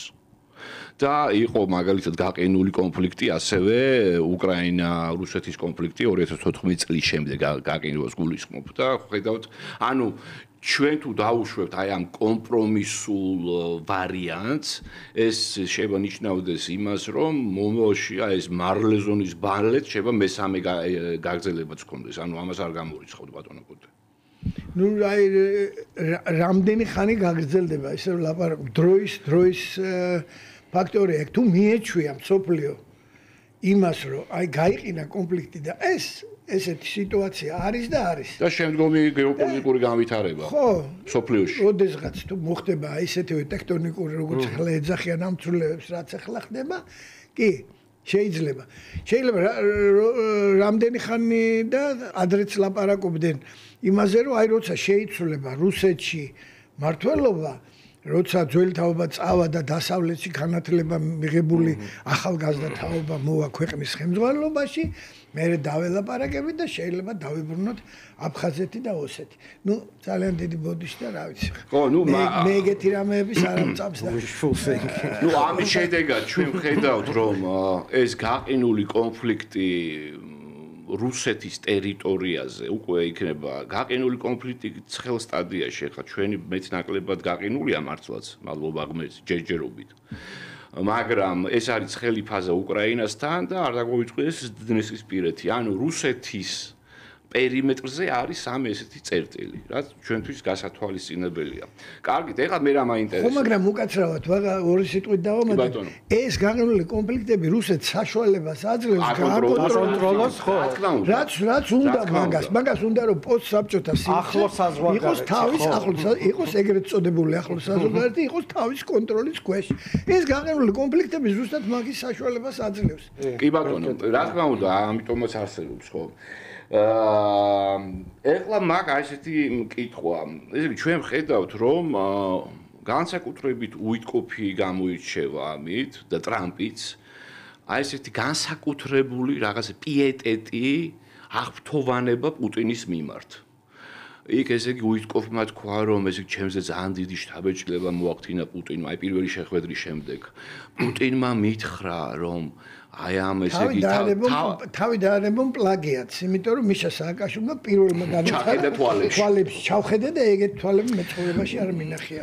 ბუშმაც თქვა ეს თავის დროზე. ხო, ერთი ხაზი. ამიტომ მაგრამ აქ ნახეთ, აქ ეხლა პუტინი ხოსტატია ამ კომუნიკაციაში, ანუ ბევრი ვერბოვკას უწოდებს ამას, ანუ უიტკობს მოუყვა ესეთი ამბავი, რომ აი ამ თავდასხმის შემდეგ იმდენად ესე იგი დიდი შთაბეჭდილება დიდი შთაბეჭდილება წავედიო ჩემს ესე იგი იმ ეკლესიაში და ვიოცე იმაზე ტრამზე და ნუ ეხლა თქვენ წარმოვიდგინეთ რა შთაბეჭდილებას მოახდენდა ეს ტრამზე უკვე ხო ამ მოყოლილ ამბავმა ნიკა საფრონოვის მიერ შესრულებული პორტრეტიც გავრცელდა ქსელში 2-3 დღის წინ ეს ყველაფერი მეტყველებს ნეიროლინგვისტიკაში და გამოყენებით ფსიქოლოგიაში არის ეგეთი ღუზების ტექნოლოგია. ანუ ცნობილია რა თქმა უნდა ეხლა არა მხოლოდ პუტინისთვის, ჩვენთვისაც ტრამპის ხასიათი, თუმცა რამდენიმე ესეთი ერთი მონოგრაფია მაქვს აკითხული, სადაც ავტორი წერს, რომ თუ ვინმე ფიქრობს, რომ ნარცისის манипуляცია არის მარტივი საქმე, ის ძალიან ცდება. მაგრამ დღესდღეობით ვიღებთ რას? რა გვაქვს? უკრაინა არის დამნაშავე. არ შეიძლება ეომო ქვეყანას, რომელიც 20 ჯერ შენზე დიდია და პერმანენტულად სთხოვდა ვიღაცებს იარაღს. ეს ომი არ უნდა მოხდარიყო. ყრიმი უნდა იყოს რუსეთის, ვინაიდან ობამას მიერ და საერთოდ არც ერთი ტყვია არ გასროლილა და ისე დაწმეთ და ეხლა რა გაგახსენდეთ ეს ყრიმი. მოკლედ, ყველაფერს აკეთებს საიმისოდ, რომ დააკმაყოფილოს ну რაღაცა კომპრომისები ბუნებრივია იქნება ფორმალური თვალსაზრისით ხომ არ ნახო სოფლიოს და მათ შორის ევროპელებს რომ რაღაც რუსეთი რა დათმობებზე მიდის მაგრამ აი ეს კომპლიმენტარული ტონალობა თვალს ასეთია რა პირველი რასაც ხედავ არის ეს რა ეს პიეტეტი და ესეთი ესე იგი შედაფასება პუტინის რაც ნუ ზელენსკისთვის კიდე დამატებითი ტრავმა, ვინაიდან ის რაც მოხდა თეთრ სახლში ამ შეხვედრის დროს, აი ამის შემდეგ განსაკუთრებით უფრო თვალსაჩინო გახდა ტრამპის ნეგატიური დამოკიდებულება ზელენსკის მიმართ. ეს პარალელურად ხდება, ანუ პუტინის მიმართ ლოიალური და აქ პირიქით, ხო? რა თუნდა ეს ამერიკის შეერთებულ შტატებს რატომ არის ესეთი დამოკიდებულება პუტინის მიმართ და მეტიც ხო ამ ეს სამშვიდობო გეგმა რას ითვალისწინებს რომ თუ კი ამ ყველაფერზე შევთანხმდებით ამერიკის შეერთებული შტატები და რუსეთი ჩაერთვება ბევრი რაღაც ბიზნეს პროექტის განხორციელებაში რომელიც ორივე ქვეყანას და უკრაინასაც მათ შორის დაეხმარება თავის ამ შენ რაც თქვი აღდგენაში და ასე შემდეგ ანუ რა არის იმას ხوار უშვებთ, რომ ტრამპი არის რუსეთის რაღაცა აგენტი კრასნოვი, რომელიც ესე იგი თავის დავალებას ასრულებს. რა ხდება? რატომ არის ეს რითი არის განპირობებული ტრამპის და უიტკოფის და ამ ახალი ადმინისტრაციის დამოკიდებულება პუტინის მიმართ? ბატონო გოდებოდის თქვენ დაიწყეთ. მე მგონია პირველი ხო ჯერ ის მინდა ვთქვა, რომ როდესაც უკრაინას საუბრობს, რომ დამნაშავეო ძალიან ხშირად ამბობს უკრაინაც მარტო უკრაინას არ ამბობს და რუსეთზეც თლად აღფრთოვანებულად ერთი დღე თუ იტყვის რაღაცას პოზიტიურს, მაგალითად აგერ გუშინ თქვა, რომ შეჩერდი ვლადიმერ. შეჩერდი ხო, აი გუნა მეთქვა, შეჩერდი ვლადიმერ, ნუ ბომბავ კიევის გამანადგურებგი სასტიკი დაბომბვის. ამიტომ ეს არის პიარული ტრამპის პიარული, თქვენ გნებათ ნარცისიზმი და არქი, აქ მომენტები ხარ, რა თქმა უნდა, შესახედაც ისეთ ამ ნარცისიზმის, მაგრამ საქმე იმაშია, რომ პოლიტიკურად უნდა აჩვენოს შედეგი. შედეგი უნდა მოასწროს, მანამდე მე ასე მგონია, ყველაფერს აკეთებს იმისთვის, რომ შედეგი დადოს, სანამ დაიწყება შუალედური არჩევნები ამერიკაში. ამას ძალიან დიდი მნიშვნელობა აქვს. ამას რაღაც ეხლა ძალიან ცოტას ლაპარაკობენ ამაზე და მანდამაინც ყურადღებას არ აქცევენ. ამ დროს ამ შუალედურ არჩევნებს აქვს საკმაოდ დიდი მნიშვნელობა. პირველი 100 დღე კი არ იქნება ჩემი აზრით იმის გამსაზღვრელი ტრამპმა რას მიაღწია იმიდან რასაც საუბრობდა არჩევნებამდე და რასაც პირდებოდა და ასე შემდეგ. აი ეს შუალედური არჩევნები აჩვენებს ამერიკის საზოგადოებამ მიიღო თუ არა მისი ასეთი პოლიტიკა. რა თქმა უნდა პირველ რიგში ქვეყნის შიდა პოლიტიკის გათვალისწინებით და მან ეკონომიკურ მომენტს ძალიან დიდი მნიშვნელობა აქვს აი ამ ტარიფების ომს როგორც უწოდეს რა მოყვება რამდენი ქვეყანა ჩავა იმის გასაკეთებლად რაც საკმაოდ არაკორექტულად თქვა ბატონმა ტრამპმა და მოელაპარაკება ცალკე ამ ტარიფებზე ეხლა შეიძლება განცხადება აკეთო მაგრამ რეალობა ხო სულ სხვა არის ქალბატონმა იმან იტალიის პრემიერმა ხო თქვა რომ მე ჩამოვედი რომ თუ ევროპა ისე გავხადოოდა და დაიწყო ისე უქიზმის წინააღმდეგ და LGBT-ს წინააღმდეგ საუბარი. დანარჩენი ევროპა სამი ქვეყნის გარდა მაგაზე დგას, მაგ უქიზმზე და იმას და როგორ არის? იქ ფაქტიურად დავიდა იქამდე რომ იტალიამ და ამერიკამ უნდა მოელაპარაკონ ტარიფებს. მე სხვა ქვეყანა ჩავა ის მოელაპარაკება. აი რამდენს მოასწრებს, რამდენს მოელაპარაკება და რა შედეგი ექნება ამას ძალიან დიდი მნიშვნელობა აქვს. და იმას რომ ტრამპი ხა არ დაელაპარაკება კაია კალას და ურსულა ფონ დერ ლაიენს ეს ნათელია. ის კი არა რუბიო არ დაელაპარაკა, ჩავიდა იმაში ამერიკაში ის კაია კალას როგორც ჩაფრინდა იმ სიშორეს, ისე გამოფრინდა უკან. რო არ შეხვდა. ხო და ეს არ შეიცვლება არანაირად. და არ მგონია ისეთი ამ პერიოდში 1-2 წლის განმავლობაში ისეთი მარცხი განიცადოს, ასე ვთქვათ, ტრამპის ამ ნაბიჯებმა რომ ამან გავლენა იქონიოს ადგილობრივ არჩევნებზე ამერიკის. კი იქნება ცდები, რომ დემოკრატებმა მოსამართლეების საშუალებით, ლიბერალების საშუალებით, გლობალისტებით საკმაოდ პრობლემათ არიან ამერიკაში და ჯერ კიდევ საკმაოდ ძლიერ რომ ამაზე იმოქმედონ და ეს ტრამპმა არ იცის, ტრამპმა იცის პირველ რიგში ეგა. და პირველ რიგში საშინაო სიტუაციიდან უყურებს ყველაფერს ამას. მათ შორის იმასაც რა შედეგით დამთავრდება საბოლოოდ ეს მე ასე მგონია. ეხლა იმას არ ვიტყვი რომ იზოლაციონისტია თქო ტრამპი, როგორც ზოგიერთი პრეზიდენტი იყო ამერიკაში, აშკარად იზოლაციონისტები, მაგრამ ნუ თუ გავიხსენებთ ისტორიას რომ ვილსონი რეებს ლაპარაკობდა პირველი მსოფლიო ომის მერე თავის 14 პუნქტით მერე რა მოხდა ევროპაში და რუზველტი რეებს ლაპარაკობდა და რატო ჩაერთო საერთოდ მეორე მსოფლიო ომში კონგრესი და სენატი საერთოდ წინააღმდეგი იყვნენ და ამერიკის მოსახლეობის უმეტესობაც მოხდა პერლ-ჰარბორი და ხდება ხოლმე ესეთი რამეები, რაც აიძულებს ქვეყნის ლიდერს. ეს მომიწოდა ხდება ხოლმე. შემთხვევით. კი, ნუ ისტორიული ისენია.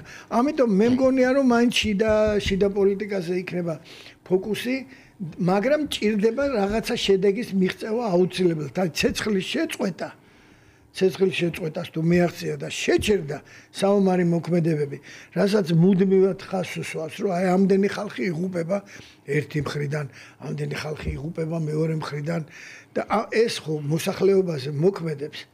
კი, რუსეთში ძალიან ბევრი არიან ეს ურაპატრიოტები, მაგრამ იმათაც მოქმედებს ახლა არანაკლები ისინი შეიტანეს კუბოები ამ რუსულ ოჯახებში ამ ომის მერე. და მაგათზეც მოქმედებს ეს და უკრაინაზე ხოლმე საერთოდ ლაპარაკი ზედმეტი. განადგურდა ქვეყანა. მოკლედ მე სხვა რაკურს შევძენე ხამ ჩემს კითხვას. მოკლედ რას ვხედავთ აი ბატონმა კუტენოს აქცენა. ეს ტარიფების ომი ჯერჯერობით არაფრის შედეგს არ იძლევა. ჩინეთი დგას, ჩინეთი არ აპირებს დათმობას და ამერიკელებისგან განსხვავებით ეს გამაგრებულია მოქმედებებით. ხო, მაგრამ ამბობს რომ მოლაპარაკებისთვის მზად არის და მას შემდეგ რაც ტრამპმა რამდენიმეჯერ ახსენა რომ ჩინეთს უნდა ჩვენ სამოლაპარაკება და სურთ, მაგრამ ერიდება. მაგრამ სი ძინპინი არ ჩავა მაგის გამო ვაშინგტონში. ეს არის გამორიცხული და არა, შეხვდებიან სადმე ნეიტრალურ ტერიტორიაზე. ამ განცხადებებს აკეთებს ძირითადად ვაჭრობის მინისტრი ჩინეთის, რომ კი ბატონო, დაგელაპარაკებით. მოდით, დაწიეთ და ჩვენც დავწევთ. მაგრამ სხვა რაღაცა ხდება. გახსოვთ იყო პერიოდი ერთი კვირის 10 დღის წინ, როდესაც ტრამპი აფრთხოვანებით ამბობდა, რომ დაახლოებით 65 ქვეყანას გამოცხადებული ბზაობა და სურვილი, ჯერ ხო უკანალზე კოცნის ყველა და გარდა ამისა აუცილებლად ესე იგი ჩამოვა ჩვენთან და ჩვენთვის მისაღებ აი ამ შეთანხმებას დავდებთ. ჩინეთმა 3 დღის წინ გააკეთა შემდეგ განცხადება, რომ ის ქვეყანა, რომელიც შეეცდება ჩვენს ხარჯზე, ჩინეთთან სავაჭრო ბალანსის შემცირების ხარჯზე ამერიკასთან ურთიერთობის დაალაგებას, მიიღებს მკაცრ სანქციებს. და რას ვიღებთ? ვიღებთ იმას, რომ იაპონიაც კი, რომელიც უკიდურესად ლოიალურია ამერიკის შეერთებულ შტატებთან მიმართებაში. რომელსაც ყველაზე მაღალი მე მგონი ტრეჟერების ის უკავია ხელში რა. ამერიკული ჯარი დგას იქ ხო? ამერიკული ჯარი მე მგონი ყველგან, სადაც 800 სამხედრო ბაზა გაქვს, მაგრამ ის რომ $1 ტრილიონ ფლობ გარდა ამის, ანუ იძულებით გაყიდინა, ხო? იაპონელების პრემიერ-მინისტრმა გააკეთა განცხადება, რომ ესე არ გამოვა. ჩვენ უნდა დაველაპარაკოთ, ჩვენ უნდა დავწიოთ ეს ტარიფები, სამხრივი დათმობა არ იქნება და აუცილებლად იგივე განცხადებას პრაქტიკულად აკეთებს ვიეტნამის შესაბამისი პრემიერ-მინისტრი და მე მგონი ტაილანდის. ანუ აქ ხედავთ რას, რომ ჩინეთმა მოახერხა და იაპონია ტრადიციულად არის მტერი უბრალოდ ჩინეთისთვის, მაგრამ გამოძებნა რესურსი, გავლენაც, ბერკეტი და შესაბამისად აი ვიღებთ უკვე რომ სამხრეთ აზიაში 3-4 ქვეყანა, რომელიც ესეთ პრიორიტეტულ სამიზნეს წარმოადგენს ამერიკის შეერთებული შტატებისთვის, აკეთებს აი ამ განცხადებებს.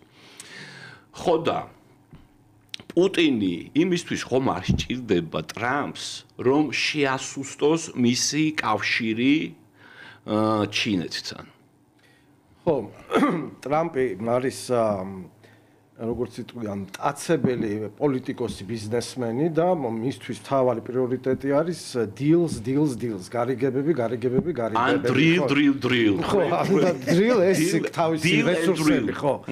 პუტინთან რამდენჯერმე ითქვა მის მერე, ანუ როდესაც საუდის არაბეთში იყო პირველი მოლაპარაკებები, მაშინ ხარები შეთანხმდნენ ეკონომიკურ თანამშრომლობაზე, მათ შორის ამერიკა, რუსეთის ერთობლივ ენერგეტიკულ პროექტებზე. შემდეგ იყო უკვე პუტინის ოდნავ ცინიკური განცხადება, რომ რადგინდა უკრაინის სასარგებლო მინერალები, მეც მაგ ძალიან ბევრ ადგილას მაგ. მოდი ერთად შევთანხმდეთ. ამავე დროს ტრამპი არ ლანძღავს სი ძინპინს, ჩემი მეგობარი, როდესაც პირველი ვადით ვიყავი პრეზიდენტი, ჩვენ კაი ურთიერთობა ჰქონდა და ასე შემდეგ და ასე შემდეგ. ტრამპი საერთოდ არავის ლანძღავს ზელენსკი ყავს ამოჩემებული, ხო? და თავისი შიდა პოლიტიკური ოპონენტი. ჩემი მეგობარია, შევხვდები, მოვილაპარაკებთ. თეთრსახში იმაზე გაბრაზდა ძალიან. ხო და ჩინეთი კიდევ, როდესაც ეს სატარიფო ომი გამოცხადდებოდა ვაშინგტონის მხრიდან, ჩინეთი, იაპონია და სამხრეთ კორეა შეხვდნენ მორიგერზე და მოილაპარაკეს ფართო მასშტაბიან თანამშრომლობაზე მათ ფართო რეგიონში. და უკვე ეს ტარიფები რო გამოცხადა, უკვე სი ძინპინმა დაიწყო მის სამეზობლოში ვიზიტები ინტენსიური, პომპეზური, რაც მას უყვარს, იმიტომ რომ ეს სახელმწიფოს ლიდერია და როგორც თქვი, არავითარ შემთხვევაში არ ჩავა ვაშინგტონში, გამორიცხულია ეგა, სადმე უნდა შეხვდეს ტრამპს. რუსეთი, ანუ ხო თქვით რა, ბევრი ამბობს. სამიზე სახელმწიფოა, ხო? ჩინეთი, რუსეთი, ამერიკა. ვინსად? ამ სამზე სახელმწიფოს შორის უნდა მოხდეს რაღაც გარიგება. ტრამპი ამას ხელს უწყობს, მაგრამ რაღაცა ის დაშინების ჯერ არათაფლაკვერი არამედ მათრახის პოლიტიკით იწყებს, მაგრამ ჩინეთთან რამდენად მიღწევადია ეს, რომ ტრამპი ტარიფების გამო ხელი გადაუგრიხო, ეს ძალიან სათუოა და როდესაც მიხვდება, რომ ეფექტი არ აქვს, მე გავადავა თაფლაკვერზე. ჩვენი მეგობარი შევხვდებით სადაც უნდა, ევროპაში, აზიაში და ასე შემდეგ. ანუ ეს რადიკალურად არ თქვას, მაგრამ გადავა შეარბილებს. გადავა, ხო, ტონსაც შეარბილებენ და ერთი რაღაცა მინდა თქვა რუსეთთან მიმართებაში ამ ამერიკის პოლიტიკის. დღეს ვიტკოფი და პუტინი რო ხდებოდნენ პარალელურად ამერიკის საელჩო მოსკოვში დადო ფოტოები თავის Facebook გვერდზე. დღეს ისტორიული დღეა 45 წლის 25 აპრილს ელბაზე შეხვდნენ ამერიკელი საბჭოთა ოფიცრები და ეს ყოველთვის კონსტრუქციული მიდგომა და თანამშრომლობა ყოველთვის შვიდობის წინაპირობაა და ასე რუსულ ენაზე. უკაცრავად უბრალოდ აი ახლა ბოლო განცხადება ერთი წუთის წინ დაიდო. პესკოვი ამბობს განცხადებას, რომ აი ამ წლის თავთან დაკავშირებით ელბაზე შეხვედრასთან დაკავშირებით, ანუ ის მეორე მსოფლიო ომის 45 წელს რაც უკავშირდება იმ როდესაც ამერიკული და საბჭოთა ჯარები შეხვდნენ ერთმანეთს, სამოკავშირო ჯარები, ანუ მაშინ იმ დროისთვის. პესკოვმა განაცხადა, რომ ამ თარიღთან დაკავშირებით, ამ დღესთან დაკავშირებით ერთობლივი განცხადება პუტინის და ტრამპის არ იქნება. ანუ არ ვიცი რატომ თქვა, იგეგმებოდა მოსალოდნელი, მაგრამ ესეც არის გარკვეული ნიშანი. შეიძლება აქაც არის რაღაც ნიუანსები. აი ეს ნახა ეტყობა თქვენაც ბრძანეთ დადებული ამერიკის საელჩოს მიერ რუსულ ენაზე, ხო, ფოტოები და იმის პასუხად თქვა ეს. იმის პასუხად და არ იყო იქ ისეთი განცხადება, რომ თქვა მოსალოდნელი იყო, მაგრამ ძალიან უჩვეულო იყო.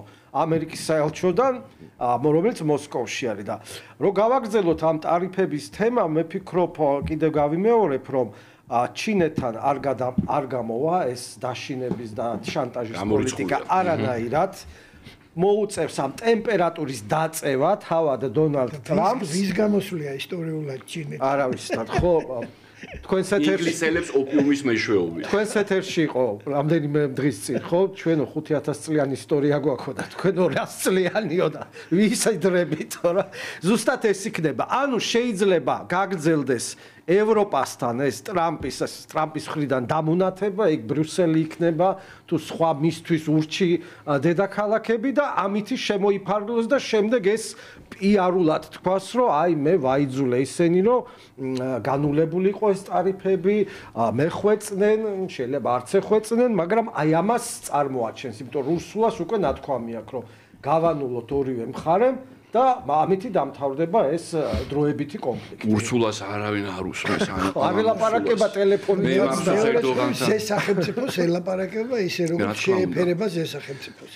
თქვენ გახსოვთ თუ არა, ესე იგი მახსენდება წელიწად ნახევრის წინ ურსულა ფონ დერ ლაიენ ჯერ პირველ კადენციაში იყო, ესე იგი ევროკავშირის პრეზიდენტი ხო და ჩადის იმაში, რა ქვია, თურქეთში.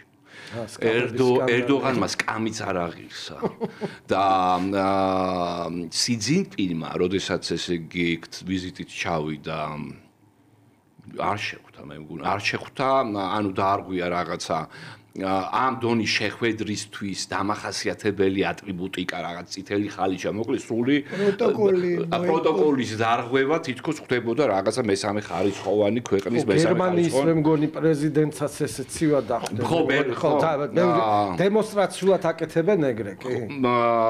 ამდენად და ამის ფონზე მართლაც გრანდიოზული მე ვნახე დღეს ორწუთიანი აზერბაიჯანული მედიის მიერ მომზადებული ეს რგოლი, ილხამ ალიევის მეუღლესთან ერთად, ხვდება სი ძინპინი მეუღლესთან ერთად, წითელი ხალიჩა, მოკლედ მთელი აი ამ პროტოკოლით და საზეიმო ისევე როგორც ჩვენ პრემიერს რო ასევე კი და ამ მასთან დაკავშირებით მინდა ასევე, იმიტომ რომ ჩვენთვის ძალიან მნიშვნელოვანია და მნიშვნელოვანია ჩემი დაკვირვებით საქართველო ინტენსიურად აძლიერებს თავის ურთიერთობებს ჩინეთთან. ეს უკვე ჩანს.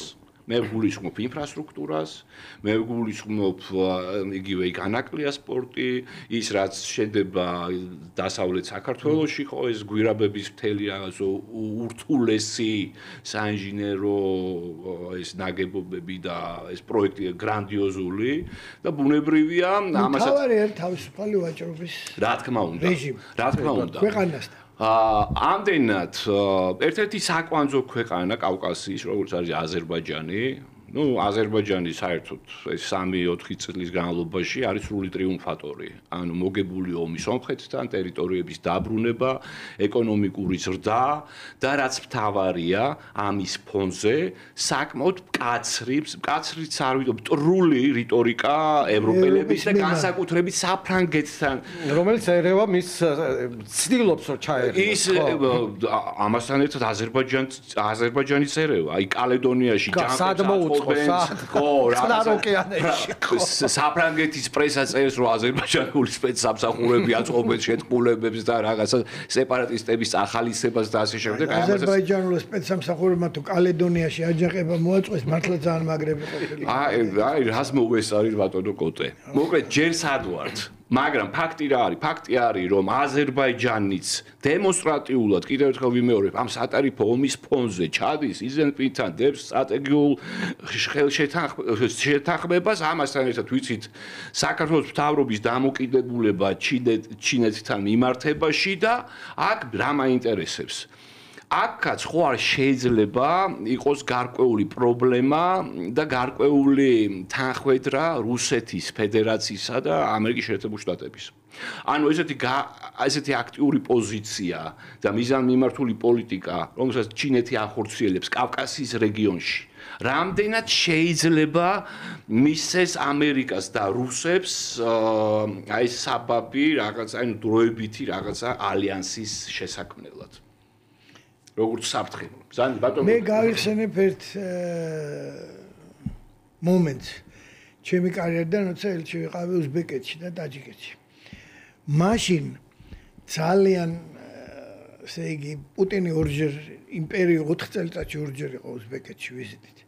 ერთხელ კარიმოვის დროს, ერთხელ კარიმოვის შემდეგ. და ძალიან უკმაყოფილო იყო იმით, რაც ეხლახანს განაცხადა ლავროვმა.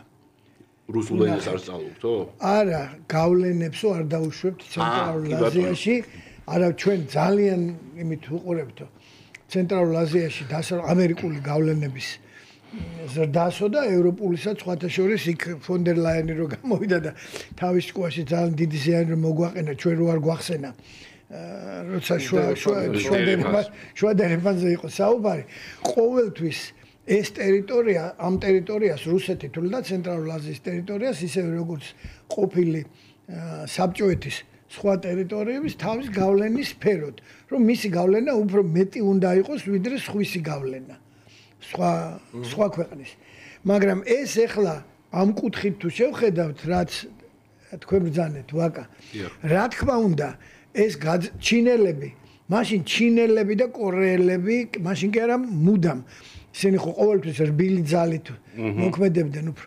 საერთოდ ჟირინოვსკი ახსენეთ და მისი აღმოსავლეთწოდნეობა. ჩემი ღმერთწმენით, იმიტომ კი არა რომ მე ალბათ იმიტომაც ყოველთვის ვიყავი დარწმუნებული, რომ აღმოსავლური ბრძნული და უფრო შორსწროეტელი პოლიტიკა და დიპლომატიას მათ შორის გაცილებით უფრო მეტი შედეგის მომტანია ხოლმე, ვიდრე თუნდაც დასავლური და ამერიკული ტრამპის და εμის ესეთი განცხადებები და თუ გნებავთ ნაბიჯები ესეთი ხისტი და სტრაფი. ცოტა დაუფიქრებელი სიტყვა არ მინდა ვიხმარო. ის აღმოსავლეთის ჩინელები განსაკუთრებით, მაგალითად იაპონელებიც მართლა ასჯერ იფიქრებენ, სანამ ერთხელ ნაბიჯი გადადგან. ну расიზმ ეგეთია ეს აღმოსავლური და ეს რა ქვია დროის შეგრძნება სხვა პოლიტიკა ყველაფერი ამიტომ აი ეს ჩინელები ყოველთვის ცდილობდნენ და კორეაც იქ იყო აი მე უზბეკეთი და ის ვახსენე შემოდიოდნენ ეკონომიკურად ბიზნეს კავშირები იქიდან მშენებლობაში ყველა დარგში პრაქტიკულად რესურსების ათვისება სასუქები და რა ვიცი ქვეყნის მიმართულება აი ახლა ტყუილა არ გავაკეთე პარალელი მის ლავროვის განცხადებასთან. იმ წუთასვე რეაქცია მიცეს. როგორც კი დაინახეს, რომ აი რაღაც ზომაზე მეტად გაძლიერების პერსპექტივა აქვს აღმოსავლეთ ჩინელებს პირველ რიგში იმაში, რა ქვია, ცენტრალურ აზიაში. ამიტომ რა თქმა უნდა, ეს დაპირისპირება, რომელიც მუდმივად იქნება ზესახელმწიფოებს შორის ერთმანეთის ინტერესებს გაითვალისწინებენ, რა თქმა უნდა. პირველ რიგში ომს არავინ არ დაიწყებს, მათ შორის ნამდვილად. სულ ყველა შეეცდება რბილი ძალა გააძლიეროს, რომ რბილი ძალით იმოქმედონ და საერთოდ შემდეგი 21 საუკუნე მე ვეთანხმები უბრალოდ ძალიან ბევრმა დაწერა, რომ ეს იქნება რბილი ძალის გამოყენების, უპირატესად გამოყენების პერიოდი. რუსეთს არ გულისხმობენ, იმიტომ რომ აი რუსეთმა გააკეთა ესეთი რამე, რომ 21 საუკუნეში აიღო და გააჩაღა ცხელი ომი. გინდა სამხედრო ოპერაცია დაარქვი, რაც გინდა და ეხლა ჩინეთი ამას არასოდეს არ გააკეთებს.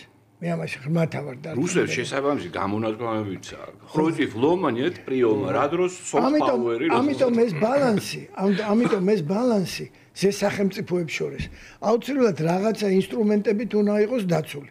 სამხედრო ინსტრუმენტები გამორიცხულია. ამიტომ უნდა ეკონომიკური რბილი ძალის გამოყენებით, რბილი ძალის ინსტრუმენტებით და დიპლომატიური ინსტრუმენტებით. სხვანაირად არ გამოვა. და მე მგონია რომ აი ეს რაც უფრო იმიტოა საჭირო მშვიდობა ჩქარა სწრაფად რაც შეიძლება უკრაინაში რომ აი საომარი მოქმედება შეწყდეს. თუნდაც იმიტომ რომ ტრამპმა განაცხადა რომ მე ვიქნები მშვიდობის პრეზიდენტი. მე არ ვიქნები ომების დაწყების პრეზიდენტი, მე ვიქნები ომების დამთავრების და მშვიდობის პრეზიდენტი. აი ამასაც რამდენად შეძლებს აი ეს ცეცხლის შეწყვეტის მიღწევა და მშვიდობის დამყარება, აი ამაზეც ძალიან დიდი რამე იქნება დამოკიდებული არ მხოლოდ ამერიკაში იქნით, არამედ საერთაშორისო ასპარეზზე. კი ბატონო, გია ერთი ნიუანსსაც დავამატებ. ანუ ჩვენთვის ცნობილია, როდესაც აი ეს ეპოქალური რაღაც დაპირისპირებები ხდება, აი მსოფლიო მეორე მსოფლიო პირველი მსოფლიო ომი, მანამდე ნაპოლეონის ომებში, ჩრდილოეთის ომი მოკლედ. მთელი რიგი ქვეყნებისა, ესე იგი, ერთი ბანაკის შემადგენლობაში იწყებს ომს და მეორე მეორეში გადმოხდება ხოლმე და ამთავრებს გამარჯვებულებთან. ანუ რატომ ვიხსენებ ამას? მოულოდნელი ალიანსები შევა ვიხილოთ.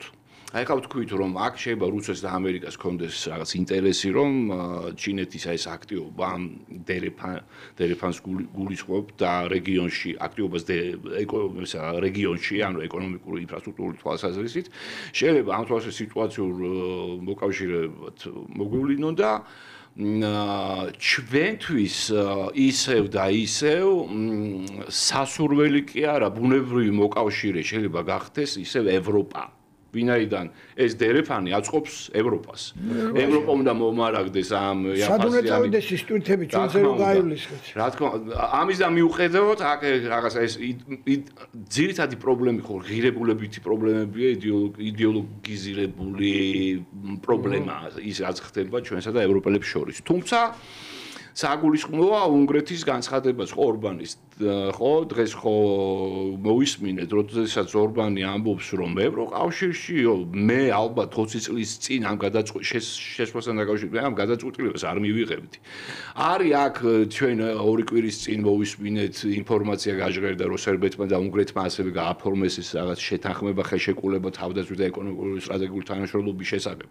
ანუ ევროპა მთლიანად ეს არსებული კონფიგურაციაში ან უკვე მაკრო რეგიონებად დაყოფილი, მაგრამ ეს იქნება ჩვენი გინდა არ გინდა და რატომაც არა გვინდა გახდება ჩვენ მათ შორის ჩვენი მოკავშირე, ხო? ანუ აქ ხედავთ რომ ჩინეთი, ცენტრალური აზია, ან შუა აზია, კავკასია და ევროპა აი ამ თვალსაზრისით შენ რა სიტყვი, რამდენად შეიძლება ეს საფრთხე რეალურად უკვე შევიგრძნოთ გარკვეულწილად და ევროპაში ვინ შეიძლება მოგვევლინოს ამასთან დაკავშირებით ჩვენ მოკავშირეთ. როგორც საქართველოს ხელისუფლება, ასევე პრეზიდენტი ალიევი დიდი ხანი ამბობენ იმას, რომ კავკასია უნდა იქცეს მშვიდობისა და განვითარების დიდ კერად. ეს სომხეთის ინტერესებშიც არის, თურქეთის ინტერესებში და ყველა იმის, ვისაც პატიოსანი ეკონომიკური სარგებელი უნდა რომ მიიღოს. ახსენებენ აღმოსავლეთ დასავლეთის დერეფანს.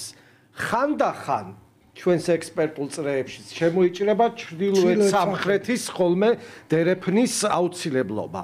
იმიტომ რომ როდესაც ეკონომიკური ინტერესები დაკმაყოფილებულია განსაკუთრებით დიდი სახელმწიფოების თუ კონგლომერატების თუ ბლოკების, უკვე პრობლემას აღარ გიქმნია. რატომ ალიევმაც თქვა ამას წინათ, რომ რატო არ ესმით ჩემიო, რომ 12 ქვეყანას აძლევს აზერბაიჯანი ელექტროენერგიას, ხო, ევროპის ბლოკში. კიდე მე მებრძვია, ნუ საფრანგეთი იგულისხმარ, რა თქმა უნდა, მაგას და მაკრონს აქვს დიდი დაპირისპირდება პერიოდულად. ეს შეიძლება იქცეს იქ ანაკლია იქნება, ლარსი იქნება, სარფი იქნება, შეიძლება იქცეს დიდ, ასე თქვათ, ეკონომიკურ ჰაბად, ეხა მოდური სიტყვა თუ ტერმინია. ეს რა თქმა უნდა ბატონებო, ყველაფერი ხო გადის იქ დასავლეთისკენ, ხო? აქ ხო არ რჩება, ხო? დიდუბის ბაზრობაზე ხო არ დარჩება ამდენი საქონელი, ხო? მიდის ევროპაში, მიდის ელექტროენერგია, მერე გაზი, მერე თქვა ტვირთები და ასე შემდეგ, ხო? ჯერჯერობით არ არის ახლა იმ ხელას კაბელი როცა დამთავრდება იმის შესაძლებლობა ჯერჯერობით არ არის, რომ აი თუ ეს სრული მასშტაბით ჩაირთო, ხო? ეს შუა დერეფანი ამადენი სატვირთო მანქანა რო დადგება საქართველოს ტრასებზე ვერ გადაიტანს, ხო? ამ ავტობანები შეიძლება რაღაც მომენტში ცოტა შეფერხდნენ, თუ იქ რაღაც გრაფიკები არ დაწეს და როგორც არის ხოლმე მაგალითად საამიროებში, არაბეთის საამიროებში ამ მსგავსი რაღაცა. ამიტომ ანაკლიის სპორტი, ბათუმის სპორტი, ფოთის სპორტი, ყველაფერი რაც კი ხელს შეუწყობს ეკონომიკურ განვითარებას, მე ვის დააინტერესებს. რა თქმა უნდა, იმ დროებით დაკარგულ ტერიტორიებზე მცხოვრებ ადამიანებს, რომლებიც ხო ხედავენ, რომ საქართველოში ახალი სამუშაო ადგილებია, ეკონომიკური ხეირია, რაღაც ჩრდილოეთისკენ წავიდნენ რუსეთისკენ, საქართველოში გადმოვიდნენ, იმიტომ რომ აქ როგორც ხვდებით აქა უფრო მეტწილად სამედიცინო დაწესებულებებში უფასო მსახურება, განათლებაში უფასო სწავლა, მაგრამ მცირე მასშტაბით, ხო, იმიტომ დიპლომის გამო. შემდეგ უკვე გადმოვლენ და ხელგაშლილები მივიღებ და როდესაც ჯიბე სავსეა, ბოდიში ამ ძალიან პრიმიტიული გამოთქმისთვის მაცივარი სავსეა, იქ უკვე აღარ დაობ პასპორტზე რომელი ლოგო ექნება და ვინ ვის, რა ქვია, მინისტრი იქნება, ხო? ეს ადარებს სოხუმს და ბათუმს. ხო, რა, როდესაც ტურისტი შემოგივა შენს ინფრასტრუქტურას იმას, ანუ გაიწელება ეს ძალიან ახლა ვარდისფერი სათვალით არ უყურებ ამ ყველაფერს, მაგრამ როდესაც აი ამ დიდი სახელმწიფოების ინტერესები თანხვედრი იქნება და კავკასიას მთლიანად ხელი შეეწყობა განვითარებაში, იქ უკვე კონფლიქტები ჩამცხრალია. როდესაც სხვები ხედავენ, რომ თურმე განვითარებაშია რეალურად ხსნა და მშვიდობა, უკვე ეს ტალღა მივა უკრაინამდე, დნესტრისპირეთამდე, სხვაგან მივა. ამიტომ შვიდობიან განვითარებას ალტერნატივა არ აქვს. ბევრი ლაპარაკობს, ბევრჯერ ლაპარაკობთ ამას ყველგან, ხო, პოლიტიკოსები, ანალიტიკოსები, ხალხი, მაგრამ ამის სხვა ალტერნატივა არ არის. მორჩა ხიშტების, ტანკების დრო, ხო, შვიდობის პრეზიდენტი აგვანახოს შვიდობის პრეზიდენტობა რეალურად ტრამპმა. ველოდებით. კი ბატონო, თუმცა შვიდობას ალტერნატივა არ აქვს, არ მუშაობს. იმიტომ რომ შვიდობას ალტერნატივა აქვს. დღეს არის უკვე 80-მდე კონფლიქტი სამხედრო, სხვადასხვა ინტენსივობის. ბატონმა კოტენ კითხვა, რომ რუსეთმა 21 საუკუნეში განახორციელა ეგეთი ბრუტალური სამხედრო, ნუ ხო, აი ტანკებით და ესეთი ომი, მეორე მსოფლიო ომის შემდეგ პრინციპში მაგრამ რუსეთის ეკონომიკური ინტერესი თუ დაკმაყოფილებულია კავკასიაში, უკვე აღარ წამოწევს ამ თავის აღარ დაქოქავს თავის ტანკებს და რაკეტებს არ მოიყვანს წყობაში. კი ბატონო, მე მაინც იმას გულისხმობ, რომ ესე იგი პრინციპში ყველა ძე სახელმწიფო ამ სამხედრო ჩინეთის გარდა ის უნდა ითქვას იყენებს, იგივე ახლო აღმოსავლეთში ეგრეთ წოდებული არაბული გაზაფხული, ერაყი, რაც დაიმართა ავღანეთს და ასე შემდეგ. ამერიკელების დიდი ხარისხით უბრალოდ ამერიკელის მხრიდან უფრო პოლიციური ოპერაცია უფრო იყო, აი სპეციალური სამხედრო ოპერაცია სწორედ ამერიკელის მხრიდან და აქ არის მართლაც ტოტალური ომი, მაგრამ აქ კიდევ ერთი კონფლიქტი. 3 დღის წინ მოულოდნელად ყველასთვის გაჩნდა საფრთხე და ეს არის ძალიან სახიფათო კონფლიქტი. ჯერ ერთის მხრივ არის ინდოეთი მილიარდნახევრიანი, პაკისტანი 240 მილიონიანი ქვეყანაა, ორივეს აქვს ბირთვული იარაღი.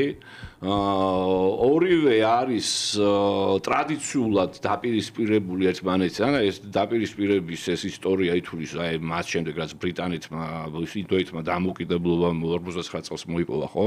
უკვე რამდენი გავიდა 80 წლის განმავლობაში და ამ კონფლიქტს აქ პოტენციალი განვითარების ეს ჟირინოვსკის წინასწარმეტყველებაც ვნახეთ და კიდევ ერთი ფაქტორი რომელიც აი ამ წუხილს აძლიერებს ეს არის ის რომ როგორც ვთქვი ეს არის ყველაზე მჭიდროდ დასახლებული რეგიონი იქ ცხოვრობს რაღაც 4 მილიარდამდე ადამიანი გულისხმობ აი სამხრეთ აზიას და თუ კი გავითვალისწინებთ ცხოვრების დონეს, თუ კი გავითვალისწინებთ იმას, რომ ეს არის, ესე იგი, ახალგაზრდა მამაკაც, აი დემოგრაფიას რო გადახედოთ, ხო, ინდოეთის, პაკისტანის, ბანგლადეშის იგივე ხება. ეს არის ძალიან საკმაოდ დიდი წილი ახალგაზრდა ადამიანების, მამაკაცების. თქვენი აზრით, სამხედრო შეტაკებები უკვე არის, პაკისტანის არის მობილიზებული, ინდოეთმა უპრეცედენტო რამ გააკეთა, გადაკეთა წყალი. ანუ ინძე არის იქ ჰიდროელექტროსადგური, ამ ჰიდროსადგური არეგულირებდა წყლის მიწოდებას. საზღვრებით ჩაიკეტა და ბევრი ეხლა ფოკუსირებულია ისევ ამ მოვლენებზე, როგორც არის პაპის გარდაცვალება, რუსეთ-უკრაინის მოლაპარაკება, მაგრამ ამ კონფლიქტმა თუ ვერთმა არქანას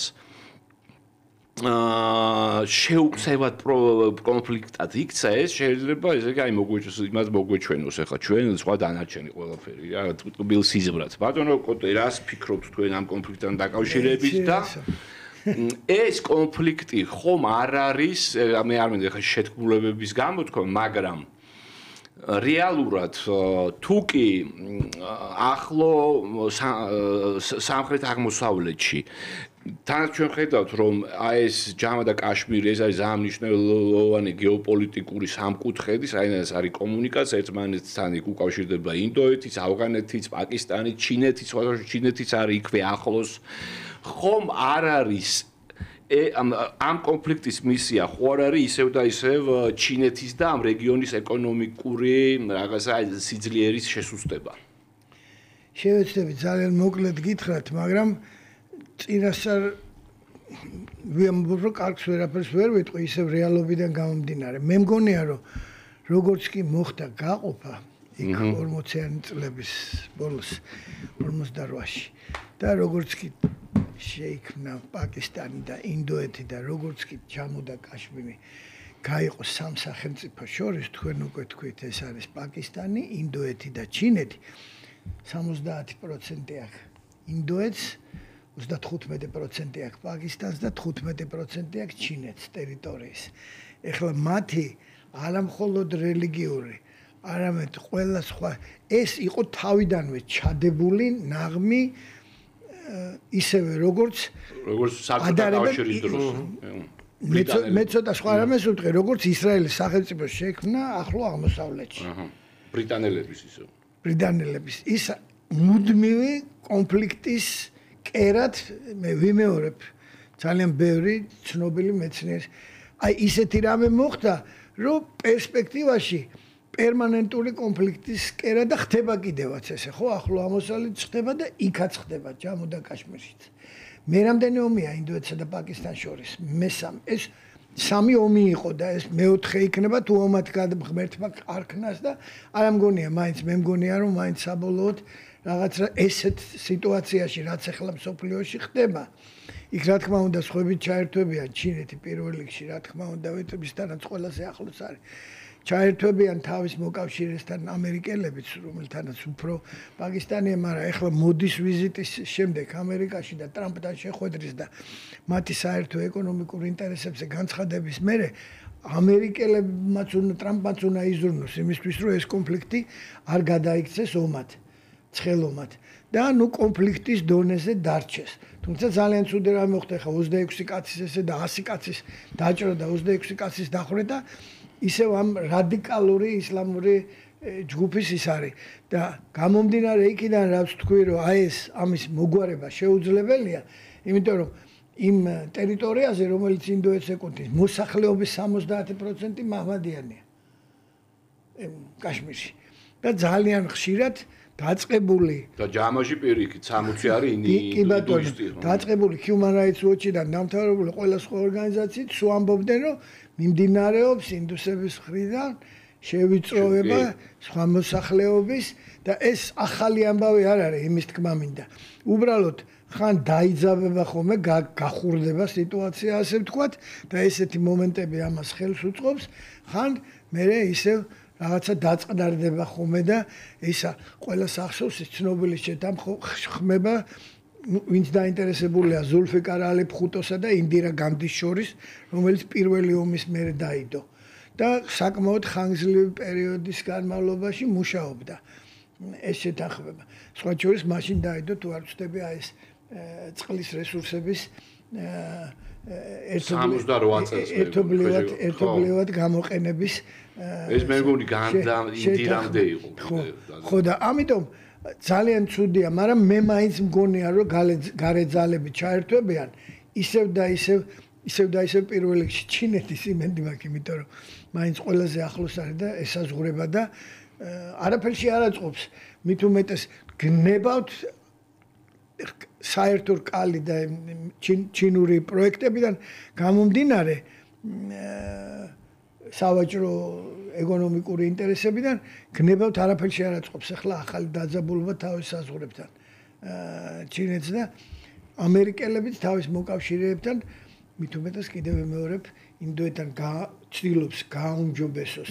ყოველწლიურად ითვლებოდა ტრადიციულად რომ ინდოეთის საბჭოთა კავშირის ასე ვთქვათ ვასალია უკაცრავად ამ გამოთქმაზე და პაკისტანი ამერიკელების, მაგრამ ტრამპმა ეს ყველაფერი ახლა შეცვალა რაღაცნაირად. ყველას გაუკვირდა მოდის ერთ-ერთი პირველი სულ პირველი არა ჩასვლა ახლა ტრამპთან. და სამხრეთის გზაზე იკლება. იმიტომ რომ პაკისტანთან ახლოს სამხრეთის აბრეშუმის გზაზე ვენსი იყო ახლა ინდოეთში ვიცე-პრეზიდენტი ხო? ვენსი ახლა იქ არის მე მგონი ჯერ წამოსული. თავის მეუღლის და ერთად. ხო და აი მე მგონია რომ მაინც დარეგულირდება, ესეც ცუდი ამბავია ეს თუ კიდე გაღვიდა, მე არ მგონია რა ვიცი. ვენსის ადგილას შევწყვიტავდი საგარეო ვიზიტებს. ჩავიდა პაპთან და ის კაცი მეორე დღეს გარდაიცვალა. ინდოეთი დააქცია ახლა ეს არის სოფლიო ომის. გია რა სიტყვი შენ? აქ ისევ და ისევ ეკონომიკური ინტერესები იქნება წინა პლანზე. არავის არ აწყობს ომი, დავიდარება და უბედურება. იმიტომ რომ ყველას ეკონომიკურ პროექტებს დაარტყავს, ჩინეთს დაარტყავს, ინდოეთს ხო დაარტყავს და დაარტყავს სამეზობლოს და აქ შვიდობის პრეზიდენტმა ტრამპმა შვიდობა უნდა შემოიტანოს, ხო? ეხლა მის დღის წესრიგში არ იყო სხვათა შორის ტაივანის თემა საერთოდ გაქრა, აღარც ახსენებენ. რაღაც იქ უფრო დემოკრატების თემა იყო ეს, რომ ტაივანი და მოუკიდებლობა და ასე შემდეგ. მიუხედავად იმისა, რომ ერთ ჩინეთს აღიარებენ. ნახევარ-დემოკრატები ჩავიდნენ. კი, ჩავიდნენ თავის ვიზიტებით და გამოიწვიეს ჩინეთის აღშფოთება.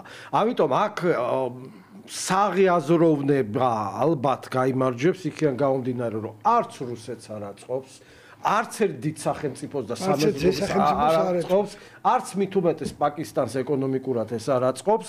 ამიტომ ეს საღი აზრი და პრაგმატულობა გაიმარჯვებს.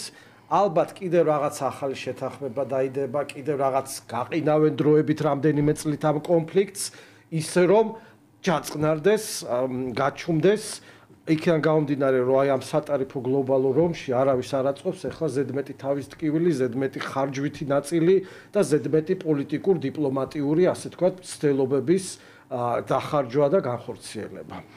კი ბატონო, რომელიც მაგისმინოთ ნამდვილად მეც მინდა ეს იმედი ვიქონიო და პრინციპში მეც ვფიქრობ, აქ არ მივამ რაღაცა მიხვდეთ იმის, რომ 3-4 ომი გქონდათ ამ სახელმწიფოებს ერთმანეთის წინააღმდეგ ბირთვული იარაღი არ გამოუყენებიათ. ანუ ეს ომის სამხედრო კონფლიქტის პრაქტიკა გააჩნიათ, როდესაც შენ ებრძვი, რა ქვია, ჩვეულებრივი შეიარაღებით, ტრადიციული შეიარაღებით, კონვენციური შეიარაღებით, უკაცრავად, ხო, კონვენციური შეიარაღებით. თუმცა პაკისტანში არის პრობლემები, სოციალური პრობლემები, ეკონომიკური ხასიათის პრობლემები, კონფლიქტები, იქ ბელუჯების პრობლემა არის, იქ არის განხეთქილება, მათ შემდეგ რაც ეს პრემიერ-მინისტრი დააპატიმრეს და პატარ-პატარა პრობლემები ინდოეთის არის. ინდოეთს აქ აღმავლობა ეკონომიკური თავის პრობლემები აქვს, იმიტომ რომ შეუძლებელია ესეთ ქვეყანას არ ქონდეს. კი ბატონო, ამ ტიპის უბრალოდ ვამბობ, რომ სულ ცოტა ხნის წინ ის გლეხების მარშები გავიხსენოთ. კი ბატონო. ინდოეთში. ამდენად გამოთქვათ იმედი კი ბატონო, რომ ეს კონფლიქტი მოგვარდება და ამით მინდა დავასრულოს ჩვენი დღევანდელი ეთერი. უღრმესი მადლობა, ძალიან საინტერესო იყო, ძალიან შინაარსობრივი, ძალიან მოცულობითი ესეთი ანალიზი. ამისთვის კიდევ ერთხელ დიდ მადლობას გიხდით. ჩვენს ძვირფას მსმენელს და მაყურებელს კი ვემშვიდობები 4 შაბათამდე ჩვენ შევხვდებით ერთმანეთს ეპშტეინის კუნძულზე.